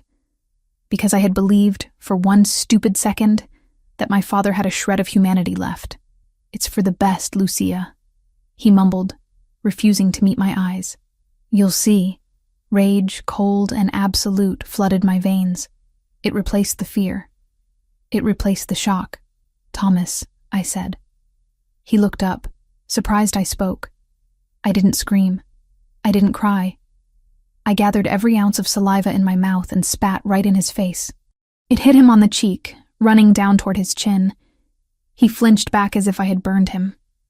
"You aren't my father," I said, my voice dead calm. "And you didn't save yourself. You just dug a grave. Because when Anthony finds out what you did, Florida won't be far enough. Hell won't be far enough." Thomas wiped his face, looking shaken. He didn't say anything else. He turned and ran out of the room, a rat scurrying off a sinking ship. Patrick O'Sullivan laughed. He walked over to me, grabbing my chin roughly in his hand. He forced me to look at him. "You got fire," he noted. "I like that. Anthony always did have a taste for the wild ones." "He's going to kill you," I said. "He's going to burn this entire city down to find me." Patrick's smile faded. "Let him try. By the time he finds you, darling, you're going to be the bait in a trap so big even he can't chew his way out of it." He pulled a black hood from his pocket. "Nighty night, princess." He jammed the hood over my head. My world went black. The last thing I smelled was the stale beer my father had been drinking and the cheap cologne of the O'Sullivan goon. I didn't struggle as they dragged me out. I didn't scream. I saved my energy. I thought about the note I had left. I thought about the encryption keys I had mentioned. The bluff. And I thought about Anthony. He hadn't been ambushed. He was safe. He was alive. And that meant he was coming. "Hold on," I told myself as they threw me into the back of a van. Just hold on. The engine roared to life, and the van lurched forward, carrying me away from the only home I had ever known. But as the darkness swallowed me, I didn't feel helpless. I felt a cold, calculating resolve hardening in my chest. My father had sold me for a bus ticket. The O'Sullivans had taken me for leverage, but they had all made one critical mistake. They thought they had captured a damsel. They didn't realize they had just kidnapped the queen. And the king was about to flip the board. The hood was ripped off my head, taking a few strands of hair with it. The sudden assault of fluorescent light was blinding, stinging my eyes like acid. I blinked rapidly, trying to clear the spots dancing in my vision, forcing my senses to recalibrate. The smell hit me first: diesel fumes, rust, and the metallic tang of old blood. I was seated in a metal chair, my wrists zip-tied painfully behind my back, my ankles bound to the chair legs. Welcome back to the land of the living, sleeping beauty. Patrick O'Sullivan was leaning against a stack of crates a few feet away, twirling a heavy black pistol around his finger. We weren't in the office anymore. We were on the ground floor of a massive warehouse, a cathedral of corrugated steel and concrete. It was cold, the kind of damp chill that seeps into your bones and stays there. I straightened my spine. I wouldn't give him the satisfaction of seeing me slump. "You're making a mistake," I said. My voice was raspy, but steady. "I don't think so." Patrick grinned, revealing yellowed teeth. "I have the girl. I have the leverage. And soon I'll have the encryption keys to Ravellini's offshore accounts. Unless you lied about those?" "I didn't lie," I said, maintaining the bluff I had written in the note. "But I don't carry them in my head. They're on a secure server. You need my biometrics to access them." "We'll get your biometrics," he said dismissively. "One way or another. Fingerprints are easy to take, even if they aren't attached to the hand anymore." I felt a cold shiver trace down my spine, but I locked it away. "Anthony will be here." "Anthony is chasing his tail in Jersey," Patrick laughed. "Your daddy did a good job, sold the lie perfectly." "Did he?" The voice didn't come from me. It came from the shadows near the loading dock doors. Patrick spun around, raising his gun. His 6 guards, positioned around the perimeter, snapped their weapons up. Emerging from the darkness wasn't a SWAT team. It wasn't a roaring army. It was just Anthony Ravellini. He walked into the circle of light with a terrifying, casual grace. He wasn't wearing his tactical vest anymore. He had discarded it, leaving him in a white dress shirt that was stark against the gloom. His hands were empty. He held them out to his sides, palms open. "Anthony," Patrick sneered, though I saw his grip on the gun tighten. "You're faster than I thought. But you're stupid. Walking in here alone?" "I'm not alone," Anthony said calmly. He stopped 10 feet away from us. He didn't look at Patrick. He looked at me. His dark eyes swept over my face, checking for bruises, for blood. When he saw I was unharmed, a muscle in his jaw ticked. The only sign of the volcano erupting beneath his skin. "I brought a gift," Anthony signaled with 2 fingers. From the darkness behind him, 2 of his enforcers dragged a man into the light. They didn't walk him. They hauled him by his armpits, his feet dragging uselessly on the concrete. They threw him to the floor at Patrick's feet. It was Thomas Evans. My father looked like he had been through a blender. His lip was split, his eye swollen shut, and he was sobbing. Incoherent pleas for mercy bubbling from his lips. He was clutching a duffel bag, the bag containing the money and bus ticket Patrick had promised him. He was trying to catch a cab on 4th Avenue, Anthony said, his voice devoid of emotion. He seemed in a rush. I thought he should stay for the party. Patrick looked down at Thomas, then back at Anthony. "You caught him.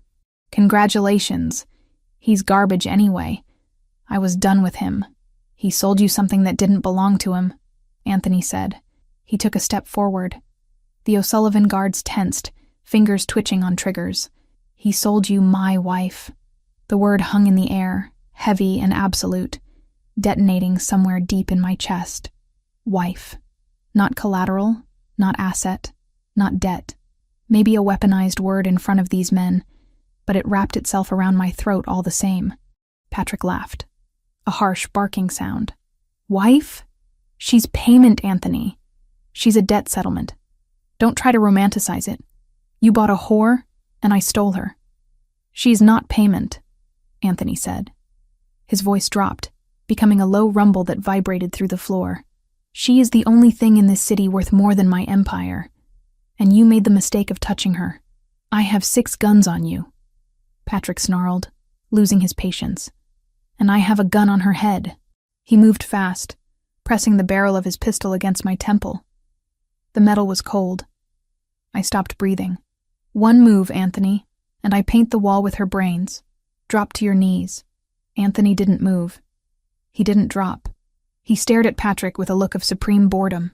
You won't shoot her, Anthony said, because if you do, you lose the encryption keys. You lose the leverage. And my sniper, who is currently aiming at your medulla oblongata from the catwalk, will turn your head into a canoe. Patrick froze. His eyes darted up to the dark rafters. You're bluffing, Patrick whispered. Am I? Anthony tilted his head. Lucia, tell him. Do I bluff? I looked at Anthony. I saw the slight shift in his stance, the way his weight was balanced on the balls of his feet. He was coiled energy, waiting for a trigger.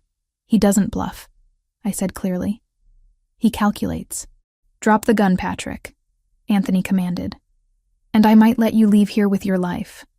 I'll keep the warehouse, of course. Consider it a penalty for the inconvenience. Patrick's face twisted in rage. He was trapped. He knew it. If he shot me, he died. If he surrendered, he lost face. He was a cornered rat, and rats bite. Screw you, Patrick screamed. Kill him. Kill them all. He didn't shoot me. He swung the gun toward Anthony. Time seemed to fracture. In the split second before Patrick pulled the trigger, Anthony moved. He didn't dive for cover. He dove forward. At the same time, I threw my weight violently to the right. The chair tipped over, crashing onto the concrete just as a bullet whizzed through the space where my head had been a second ago. Chaos erupted. The sound of gunfire was deafening in the enclosed space. Crack, crack, crack. I hit the floor hard, my shoulder taking the brunt of the impact. I couldn't see much from my angle, just flashes of muzzle fire and boots scrambling. Secure the girl, I heard Anthony roar.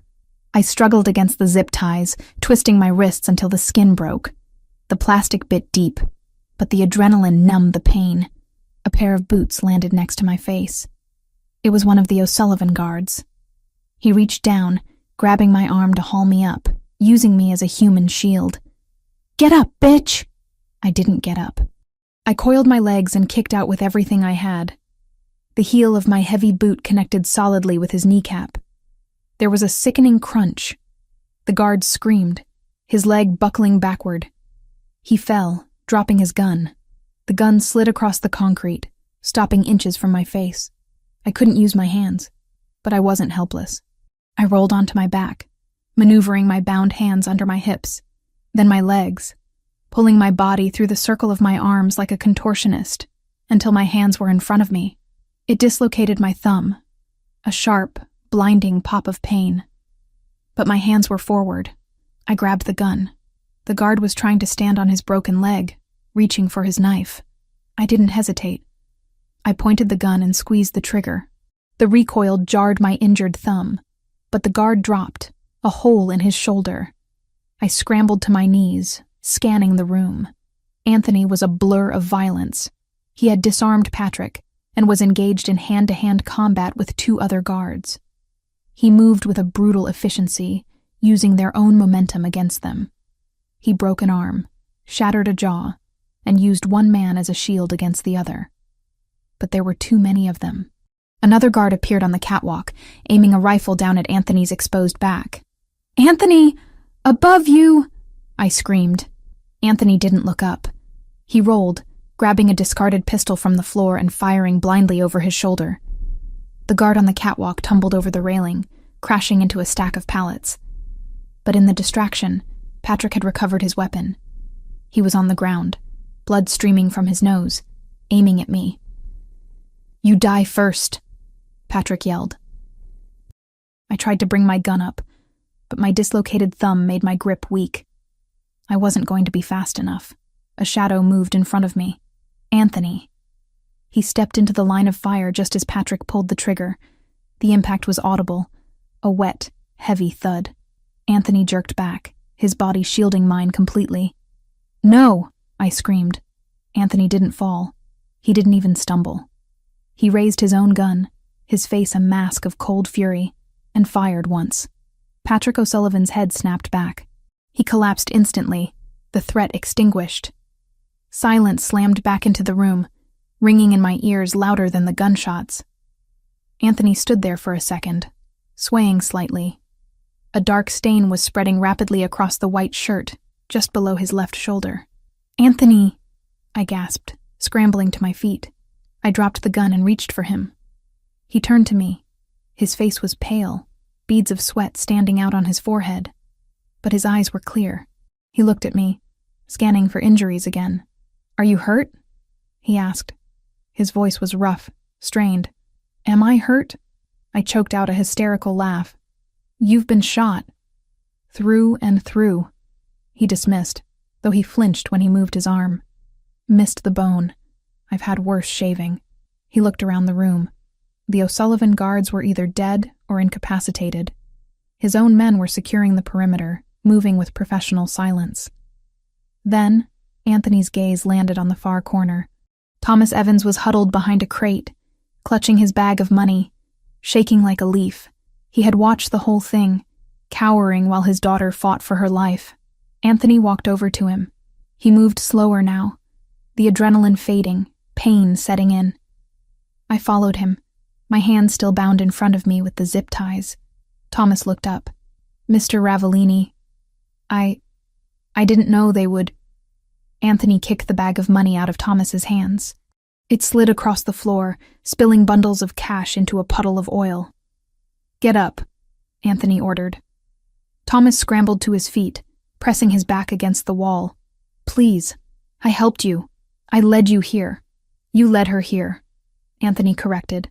He grabbed Thomas by the collar of his cheap jacket and slammed him against the corrugated steel wall. The sound boomed through the warehouse.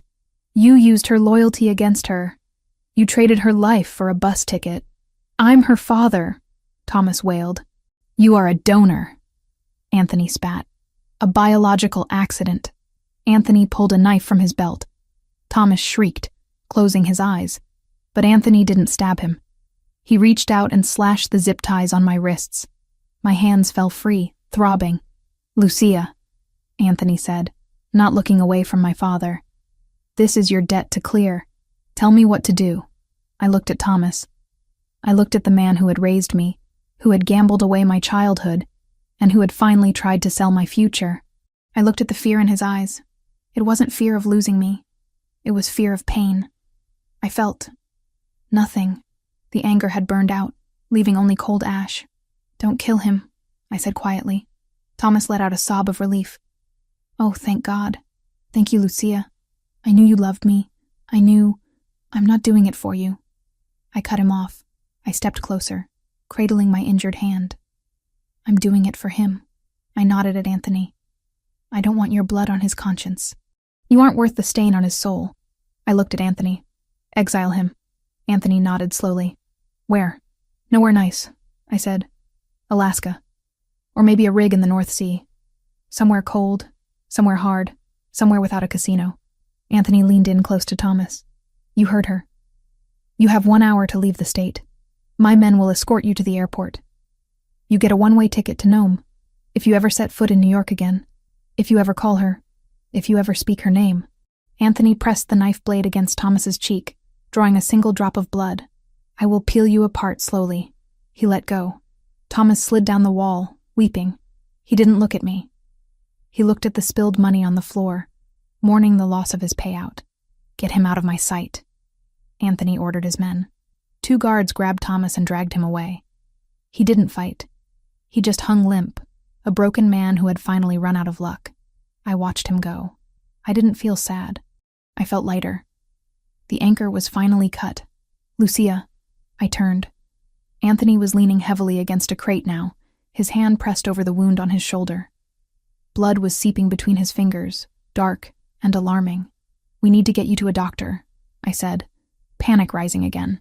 "The car," he grunted. "Medical kit. In the back." I grabbed his good arm, wrapping it around my shoulders to support him. He was heavy, dead weight, but I found strength I didn't know I had. We walked out of the warehouse, leaving the carnage behind us. The night air outside was crisp and clean. The rain had stopped. The black SUV was waiting, engine idling. I helped him into the back seat and climbed in after him. "Drive!" I yelled at the driver. "Fast!" The car peeled out of the lot. I immediately went for the medical kit under the seat. I popped the latches and pulled out gauze and pressure bandages. "This is going to hurt," I warned him, my hands shaking as I cut open his shirt. The wound was ugly, a ragged hole in the muscle, but the bleeding was steady, not spurting. No artery. "Do it," Anthony gritted out through clenched teeth. I pressed the gauze pad onto the wound. He groaned, his head falling back against the leather seat, his eyes squeezing shut. I applied pressure, leaning my weight onto his shoulder. "I'm sorry," I whispered, tears finally stinging my eyes. "I'm so sorry. I shouldn't have come." I walked right into it. Anthony opened his eyes. They were hazy with pain, but they locked onto mine with that familiar intensity. He reached up with his bloody hand and cupped the back of my neck, pulling me down until our foreheads touched. "You came," he rasped. "You came for me. I thought you were in trouble." "You were wrong," he said. A ghost of a smile touched his lips. "But you were brave. Stupid. Reckless. But brave." "I kicked a guy," I sniffled, a laugh bubbling up through the tears. "I saw," he murmured. "Excellent form." He shifted his grip, his fingers tangling in my hair.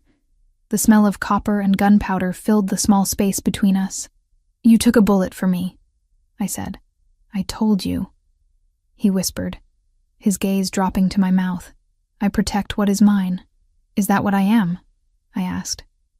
"Yours, Lucia," he breathed. "You have been mine since the moment you looked me in the eye in that living room and didn't blink. I just needed you to realize it." He didn't wait for an answer.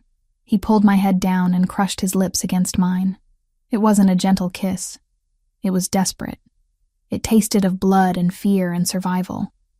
It was the kiss of two people who had looked death in the face and spat in its eye. I kissed him back with everything I had, pouring all my relief, all my anger, all my love into it. My hands were covered in his blood. His hand was tangling in my hair. The pain in my thumb, the ache in my shoulder. It all faded into the background. All that mattered was the heat of his mouth and the beat of his heart against my chest. When we finally broke apart, gasping for air, he didn't let me go. He kept his forehead pressed to mine. "You're not leaving," he stated. It wasn't a question. "No," I whispered. "I'm not leaving." "Good." He closed his eyes, his breathing evening out as the adrenaline crash hit him. "Because I'm not letting you go. Not after tonight. Not ever." I looked down at his sleeping face, at the harsh lines softened by exhaustion. I pressed the bandage tighter against his shoulder. We were bloodied. We were battered. My father was gone, exiled to the ice. The O'Sullivans were broken. The war was over. But looking at Anthony Ravellini, I knew the reign was just beginning. And this time, I wasn't just a spectator. I was sitting on the throne right beside him. "Drive," I whispered to the driver, my voice steel. "Take us home." The elevator doors slid open, revealing the penthouse not as a fortress, but as a sanctuary. The silence that greeted us was profound, a stark contrast to the cacophony of gunfire and screaming metal we had left behind at the warehouse. I helped Anthony into the living room. He was heavy against me, his adrenaline fading, leaving behind the raw, grinding reality of a bullet wound. His face was pale, a sheen of sweat clinging to his forehead. But he didn't complain. He didn't groan. He just moved with a grim determination. one foot in front of the other. "The sofa," I commanded, guiding him toward the long leather couch. "I need the light." He sat down heavily, his good hand immediately going to his shoulder. The makeshift bandage I had applied in the car was soaked through, dark crimson staining the white linen of his shirt. "I need whiskey," he rasped, leaning his head back. "And the medical kit is in the bathroom cabinet. Bottom shelf. I know where it is." I ran to the bathroom. My hands were shaking, but I forced them to steady. I washed the blood, his blood, the guard's blood, off my skin with scalding water. I grabbed the kit, a bottle of antiseptic, and clean towels. When I returned to the living room, Anthony had already poured himself a glass of amber liquid from the decanter on the side table. He downed it in one swallow, the muscles of his throat working. "Take off the shirt," I said, setting the supplies on the coffee table. He fumbled with the buttons, his fingers clumsy from pain. I batted his hands away gently. "Let me." I knelt between his legs. I unbuttoned the ruined shirt, peeling the fabric away from his skin. The wound was ugly, a jagged tear where the bullet had passed through the deltoid muscle. It was bleeding sluggishly now, but it was deep. "It needs stitches," I said, examining it with the same clinical eye I used to assess a damaged canvas. "The edges are too far apart for butterfly strips." "Do it," Anthony said. He watched me, his dark eyes unfocused but intense. "You have the hands for it. Steady." "I restore paintings, Anthony. Canvas doesn't bleed. Flesh is just a different medium," he muttered, closing his eyes. I threaded the needle. I cleaned the wound with alcohol. He hissed through his teeth, his body seizing up for a second before forcibly relaxing. I worked quickly. I didn't apologize for the pain. Apologies wouldn't close the hole. I focused on the task, treating his skin with reverence. Stitch, pull, knot. Stitch, pull, knot. The silence in the room was intimate, broken only by the sound of his breathing and the soft click of the scissors. When I tied the final knot and taped a sterile bandage over the area, I sat back on my heels, exhausted. "It's done," I whispered. Anthony opened his eyes. He looked at the bandage, then at me. He reached out with his good arm, his hand cupping my cheek. His thumb brushed over my lower lip, tracing the shape of it. "You saved me tonight," he said. His voice was low, stripped of all the bravado, all the power dynamics. "Not in the warehouse. Here. Now. You saved me first," I replied, leaning into his touch. "You stepped in front of a bullet. I would step in front of a train for you," he said simply. The air between us shifted. It wasn't just gratitude anymore. It was something heavier, hotter. The adrenaline that had kept us moving was transforming into a different kind of hunger. We had survived. We were alive. And the need to reaffirm that life, to feel it in every nerve ending, was overwhelming. "Lucia," he breathed, his gaze dropping to my lips. "Come here." I didn't hesitate. I stood up and straddled his lap, mindful of his injured shoulder. I wrapped my arms around his neck, burying my face in the curve of his throat. He smelled of whiskey, copper, and sandalwood. He smelled like home. "I thought I lost you," I confessed against his skin. "When Patrick had the gun." "You will never lose me," Anthony swore, his hand tangled in my hair, pulling my head back so he could look at me. "I am a difficult man to kill, especially now that I have something to live for." He kissed me. This wasn't like the kiss in the car. That was desperate. This was deliberate. It was a claiming. It was a slow, burning fuse that ignited everything it touched. His lips were demanding, moving against mine with a possessive rhythm that made my toes curl. I opened to him, tasting the whiskey on his tongue, meeting his fire with my own. His hand slid down my back, finding the hem of my sweater. His touch was electric, searing through the cashmere. I helped him, pulling the sweater over my head, discarding it on the floor next to his bloody shirt. Skin on skin. The friction was intoxicating. I traced the muscles of his chest, avoiding the bandage, feeling the heavy thud of his heart beneath my palm. It was beating for me. "The contract," he murmured, breaking the kiss to look into my eyes. It's void. I know, I whispered. I'm not here because of a debt. Say it, he commanded. Tell me why you are here. Because I want you, I said, my voice trembling with the truth of it. Because I choose this. I choose you. He groaned, a sound torn from his chest, and pulled me closer. There were no more words. There was only the heat of the penthouse, the city lights watching from a distance, and the two of us, finally breaking down the last walls between us. It wasn't a transaction. It wasn't payment. It was a collision of two souls who had been forged in the fire and found they were made of the same steel. We moved together with a desperate, beautiful rhythm, erasing the violence of the night with the tenderness of the morning. I fell asleep in his arms, his good arm draped over me like a shield, the steady rise and fall of his chest, the only lullaby I needed. The morning sun didn't feel intrusive. It felt victorious. I woke up alone in the bed. For a moment, panic flared. Old habits die hard. But then I saw the note on the pillow. Meeting with the capos. 9 a.m., wear armor. I smiled. He hadn't left me behind. He was inviting me to the war room. I got up, my body aching in a pleasant, lingering way. I showered, scrubbing away the last remnants of the warehouse. I stood before the wardrobe, looking at the rows of clothes Anthony had bought for me. Wear armor. I pushed aside the dresses. Today wasn't a day for silk and flow. Today was a day for structure. I chose a pair of high-waisted black trousers, tailored to perfection. I paired them with a crisp white silk button-down shirt, tucking it in sharply. I added a black blazer with sharp shoulders, power dressing at its finest. No jewelry except the diamond earrings. Hair pulled back in a severe, sleek ponytail. I looked in the mirror. I didn't look like a mistress. I looked like a CEO. I looked like a Ravellini. I walked out of the room and headed toward the office. I could hear voices drifting down the hallway. Low, rumbling, masculine voices. Tension hung in the air like cigar smoke. The double doors to the office were closed. 2 guards stood outside. They saw me coming. They saw the way I walked, chin up, eyes forward. They didn't ask for ID. They stepped aside and opened the doors. I walked in. The room went silent. Around the long mahogany table sat the inner circle of the Ravellini crime family. 8 men. Hard men. Men with scars and expensive suits and outdated ideas about women.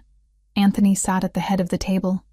His left arm was in a sling, hidden beneath his suit jacket, draped over his shoulder. He looked pale, but his eyes were alert, dangerous. He didn't look surprised to see me. He looked proud. "Gentlemen?" Anthony said, his voice cutting through the silence. "You all know Lucia. We know who she is. One of the capos, a man named Russo, no relation to the other family, grunted. He didn't look at me. He looked at Anthony. We heard what happened last night. We heard you took a bullet. For a girl. The disrespect was subtle, but it was there. The implication was clear. You are weak. You let a woman compromise you. I took a bullet eliminating the head of the O'Sullivan family. Anthony corrected coldly. Patrick is dead. The O'Sullivan leadership is decapitated. Lucia moved because she believed there was a sniper waiting to put a hole in my skull the second I stepped out of the car. She acted to keep the man who runs this family alive. That sounds like a victory to me, Russo. It's a mess, another capo argued. The streets are going to be chaos. The O'Sullivan fronts. Their money. It's all going to go underground. We missed the chance to seize their assets because we were too busy playing hero. This was my cue. I didn't ask for permission to speak. I walked to the head of the table, standing to Anthony's right. I placed a folder I had compiled from my mental notes onto the mahogany surface. You're wrong, I said. Every head snapped toward me. The audacity of a woman speaking in this room was unheard of. Excuse me? Russo scoffed. Anthony, get your pet under control. Anthony didn't move. He leaned back in his chair, gesturing to me. The floor is yours, Lucia. I turned my gaze on Russo. I didn't flinch. I looked him dead in the eye, using the same cold calculation I used to spot a fake signature. You think the O'Sullivan money is gone because you're looking for cash, I said, my voice steady and projecting to the back of the room. You're looking for duffel bags and safes. But the O'Sullivans didn't keep their wealth in cash. They kept it in assets. Shell companies. Art. Real estate. I opened the folder. It was empty of paper. But I didn't need notes. I had a photographic memory for value. Last night, I continued, pacing slowly down the length of the table. While I was in their warehouse, I saw their shipping manifests. I saw their inventory. So? Russo challenged. Junk. Not junk, I corrected. Leverage. The O'Sullivans were laundering money through a gallery in Chelsea, the Gilded Frame. They were buying high-end antiques at inflated prices to clean their drug money. I know this because I saw a shipment of 18th century French furniture sitting in that warehouse. That shipment alone is worth $3 million on the legitimate market. The room went quiet. $3 million got their attention. But more importantly, I said, turning back to face them, I know where the paper trail leads. Patrick O'Sullivan was sloppy. He was buying fakes to cut costs, thinking no one would notice. If we seize those assets, we don't just get the furniture. We get the proof of tax fraud for every shell company attached to those purchases. We can use that leverage to blackmail their remaining lieutenants into flipping to our side. I stopped at the foot of the table. You're worried about chaos in the streets? There won't be chaos. Because by noon today, we will own their supply chain, their laundering fronts, and their loyalty. We don't need to shoot our way into their territory. We just need to buy the mortgage on their house and evict them. I looked around the table. I can identify every fake asset they hold. I can tell you which accounts are vulnerable. I can double the family's liquid capital in 3 months without firing a single bullet. I placed my hands on the table, leaning forward slightly. Anthony didn't take a bullet for a girl, I said, my voice hard as diamond. He took a bullet to secure the greatest asset this family has ever acquired. Me. Silence stretched for 10 seconds. It was heavy, thick with calculation. Russo looked at me. He looked at the folder. Then he looked at Anthony. Is she serious? Russo asked. She spotted a fake Renoir from across the room that cost me $2 million. Anthony said, a smirk playing on his lips. She's deadly serious. Russo looked back at me. The sneer was gone, replaced by a grudging, greedy respect. $3 million in furniture? He asked. Conservative estimate, I replied. If we auction it in London, maybe 4. Russo nodded slowly. He tapped his knuckles on the table. All right, Russo said. I'm listening. One by one, the other capos nodded. The tension in the room broke. They weren't looking at me like a mistress anymore. They were looking at me like a money printer. I walked back to Anthony's side. I didn't sit down. I stood next to his chair, my hand resting lightly on the back of it, just inches from his shoulder. Any objections? Anthony asked, his voice final. No, boss. The table murmured in unison. Good, Anthony said. Then get to work. Lucia will provide the list of targets. You seize them. Dismissed. The men stood up, gathering their things, filing out of the room with a new energy. They had a plan. They had a future. When the last door closed, Anthony let out a long breath. He slumped slightly, the pain in his shoulder clearly taking its toll now that the performance was over. I turned to him immediately, crouching down by his chair. You should be resting, I scolded gently. I'm fine, he said, reaching out to take my hand. He brought it to his lips, kissing the knuckles. You were magnificent. I was terrified, I admitted. You didn't show it. You walked in here and owned the room. You owned them. I just spoke their language, I said. Greed, Anthony chuckled, then winced. Greed is useful, but loyalty is rare. He looked at me, his dark eyes searching mine. They accepted you, he said. Do you realize what that means? You aren't just on the periphery anymore. You are in the center. There is no going back to a normal life after this. You are a Ravellini now, in blood and in business. I know, I said. I thought about the antique shop, about the quiet life of poverty I had left behind. It felt like a dream from another lifetime.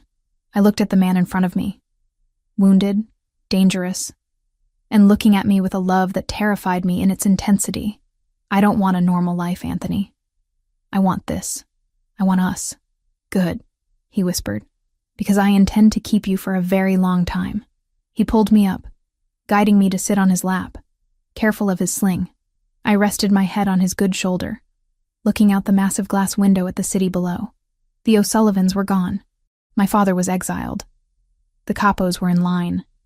We had won. But as I watched the clouds drift over the skyline, I knew the game never truly ended.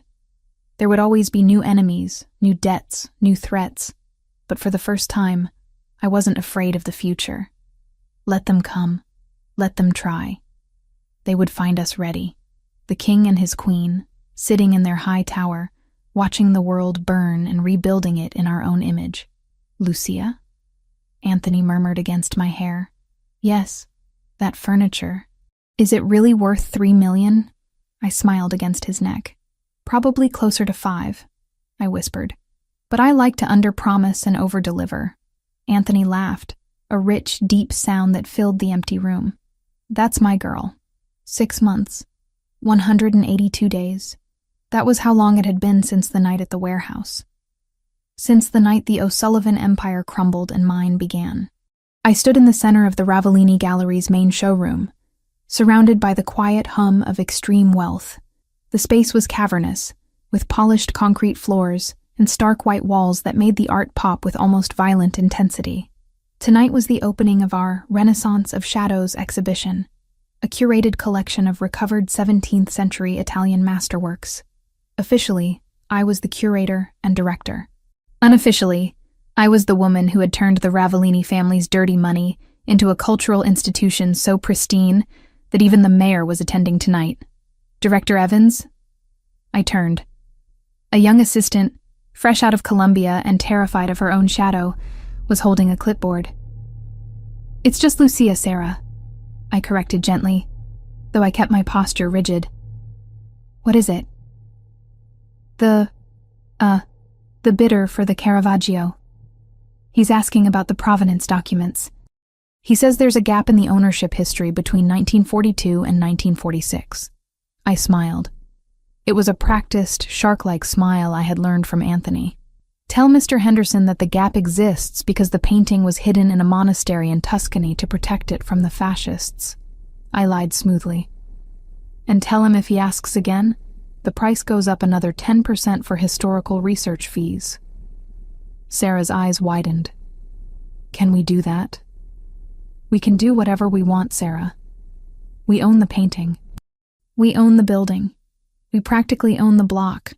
She nodded frantically and scurried away. I took a sip of my sparkling water. The imposter syndrome that used to plague me, the voice that whispered, "You are just a fraud, you are just a girl with a debt," was silent.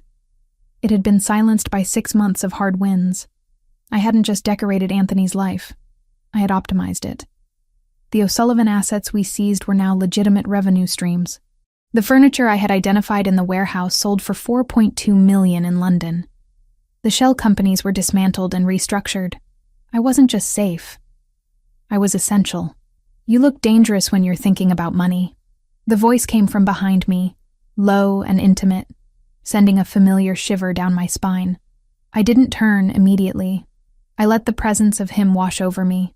Anthony Ravellini, my partner, my lover, the man who had reshaped my reality.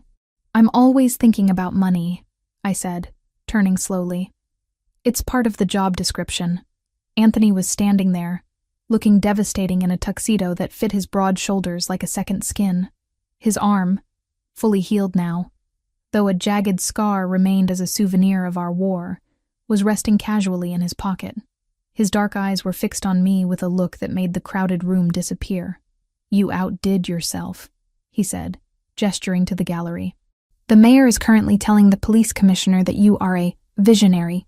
"The mayor is drunk on the Prosecco," I replied dryly, "and the commissioner knows exactly who runs this city, regardless of what art is on the walls." Anthony stepped closer, invading my personal space in that way he did, claiming me without touching me. "They fear you, Lucia. I saw the way Henderson looked at you. He was terrified to negotiate." "Good," I said. "Fear pays better than respect. Is that something I taught you?" "I'm a quick study." He chuckled, a rich sound that vibrated in his chest. He reached out, his fingers brushing the fabric of my dress. Tonight, I wore silver, a metallic, fluid silk that looked like poured mercury. It was cold, sharp, and undeniable. "Have you heard from the north?" I asked quietly, the code we used for my father. Anthony's expression hardened instantly. The playfulness vanished. "The report came in this morning," he said. "He's in Nome. He's working on a crab boat. It's brutal work, cold, dangerous. Is he gambling? There are no casinos on a fishing trawler, Lucia, and the local bars know that if he places a bet, his kneecaps belong to me. He is miserable, he is cold, but he is alive." I nodded, feeling a strange sense of closure. I didn't wish him death. I just wished him irrelevance. And in the frozen dark of Alaska, Thomas Evans was finally irrelevant. "Does it bother you?" Anthony asked, watching my face closely. "No," I said honestly. "It feels like a story I read a long time ago. He's a ghost. Good, because I don't want ghosts at our celebration." He checked his watch, the same Patek Philippe from the night he bought me. "Wrap it up," he ordered softly. "We're leaving." "The auction hasn't even started," I protested. "I have to close the Caravaggio. Sarah can close the Caravaggio. If she messes it up, we fire her." "But I need you." "Need me for what?" "For a private meeting," he said. "Penthouse." 20 minutes. He didn't wait for an argument. He turned and walked away, the crowd parting for him like the Red Sea. I watched him go, feeling that familiar pull in my chest. After 6 months, the intensity hadn't faded. If anything, it had crystallized into something harder, brighter. I found Sarah, gave her a terrifying pep talk about the Caravaggio, and followed him out. The ride to the penthouse was silent, but it wasn't the heavy silence of our first car ride together. It was a comfortable silence, filled with the warmth of his hand resting on my knee and the hum of the city we now ruled together. When we arrived, the apartment was dim, lit only by the city lights spilling through the floor-to-ceiling windows. The view was spectacular, a grid of gold and white stretching out to the horizon. Anthony walked to the bar and poured 2 glasses of red wine, a 96 Barolo, real this time. He handed me a glass and walked to the window, staring out at his kingdom. "Do you remember the night you arrived?" he asked, his back to me. "Vividly," I said, walking over to join him. "I remember the contract, the rules, the lock on my door, the lock you never used," he noted. "I didn't need to." He turned to face me. He took a sip of wine, his eyes serious. 5 years, he said. "That was the deal. 5 years of service in exchange for your father's debt." "I remember." "We are 6 months in," he said. "You have paid that debt 10 times over, Lucia." The O'Sullivan acquisition alone covered the $400,000. The gallery profits cover the interest. Technically, legally, the ledger is balanced. My heart skipped a beat. A cold feeling washed over me. Was this a breakup? Was he firing me? "Are you saying my time is up?" I asked carefully. "Are you evicting me?" Anthony reached into the inside pocket of his tuxedo jacket. He pulled out a folded piece of paper. It was heavy, cream-colored stationery. I recognized the letterhead. It was the contract. The original document he had made me sign in the car that first night. He held it up. "Article 4, Section 2, he recited from memory. "Upon satisfaction of the debt, the collateral, Lucia Evans, shall be released from all obligations and provided with a severance package sufficient for relocation." He looked at me. "You are free, Lucia." I stared at the paper. 6 months ago, that paper had been a chain. Now, looking at it, I felt a surge of panic. Freedom? Freedom meant leaving. Freedom meant a life without the adrenaline, without the power, without him. "I don't want a severance package," I said, my voice tight. "It's substantial," Anthony continued, ignoring me. $5 million, a clean identity, an apartment in Paris or London or Rome. You could appraise art for the Louvre. You could live a life where no one carries a gun and no one bleeds on your carpet. He held the paper over the flame of a candle burning on the side table. "Anthony, don't!" I stepped forward. The corner of the paper caught fire. The orange flame curled the edge, turning the legal jargon into ash. "It's done," he said. He dropped the burning contract into a metal ashtray. We watched it burn. The words, collateral and owner, disappeared in smoke. "The debt is paid," Anthony said, his voice rough. "Your father is gone. The contract is ash. You are not a prisoner. You are not an employee. You are standing in this room because you walked in, but you can walk out." He stepped closer, his body heat radiating toward me. "So I am asking you, Lucia. Not telling you. Asking you." He looked vulnerable. For the first time since I had known him, the Mafia boss looked terrified. "Go to Paris," he whispered. "Be safe. Be normal. Find a man who doesn't have a target on his back." I looked at the ash in the tray.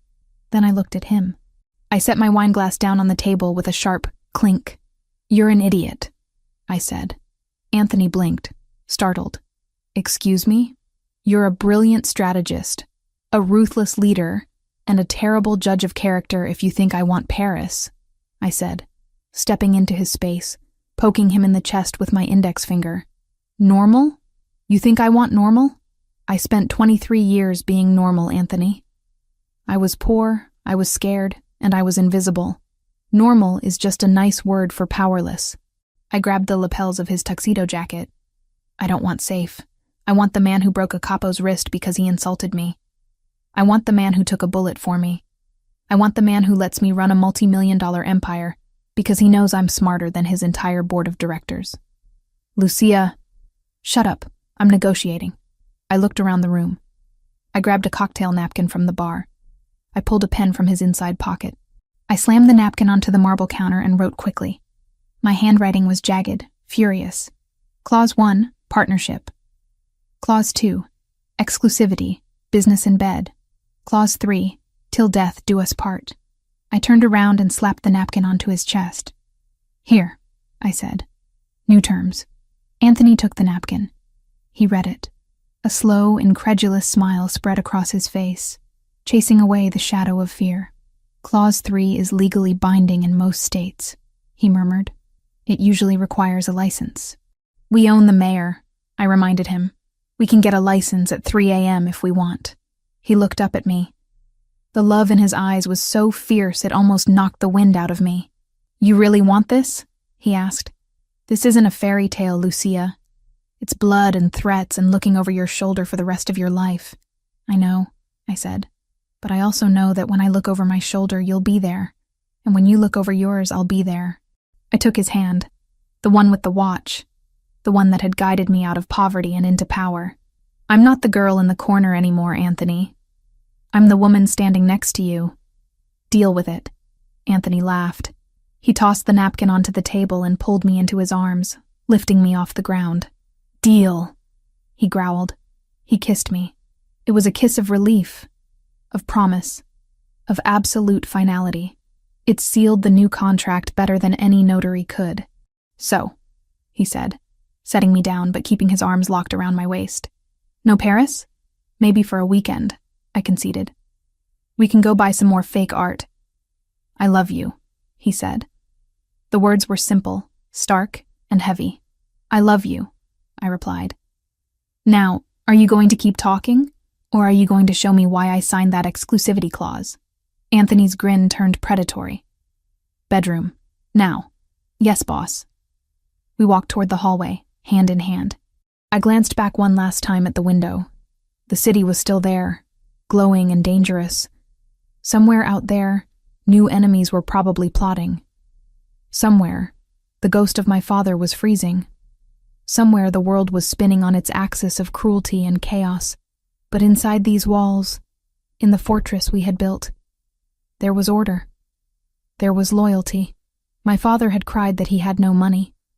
He had pointed at me and said I would serve as payment. He was right, in a way. I was the payment. I was the price Anthony Ravellini paid to find his soul. And he was the reward I earned for surviving. The debt was settled.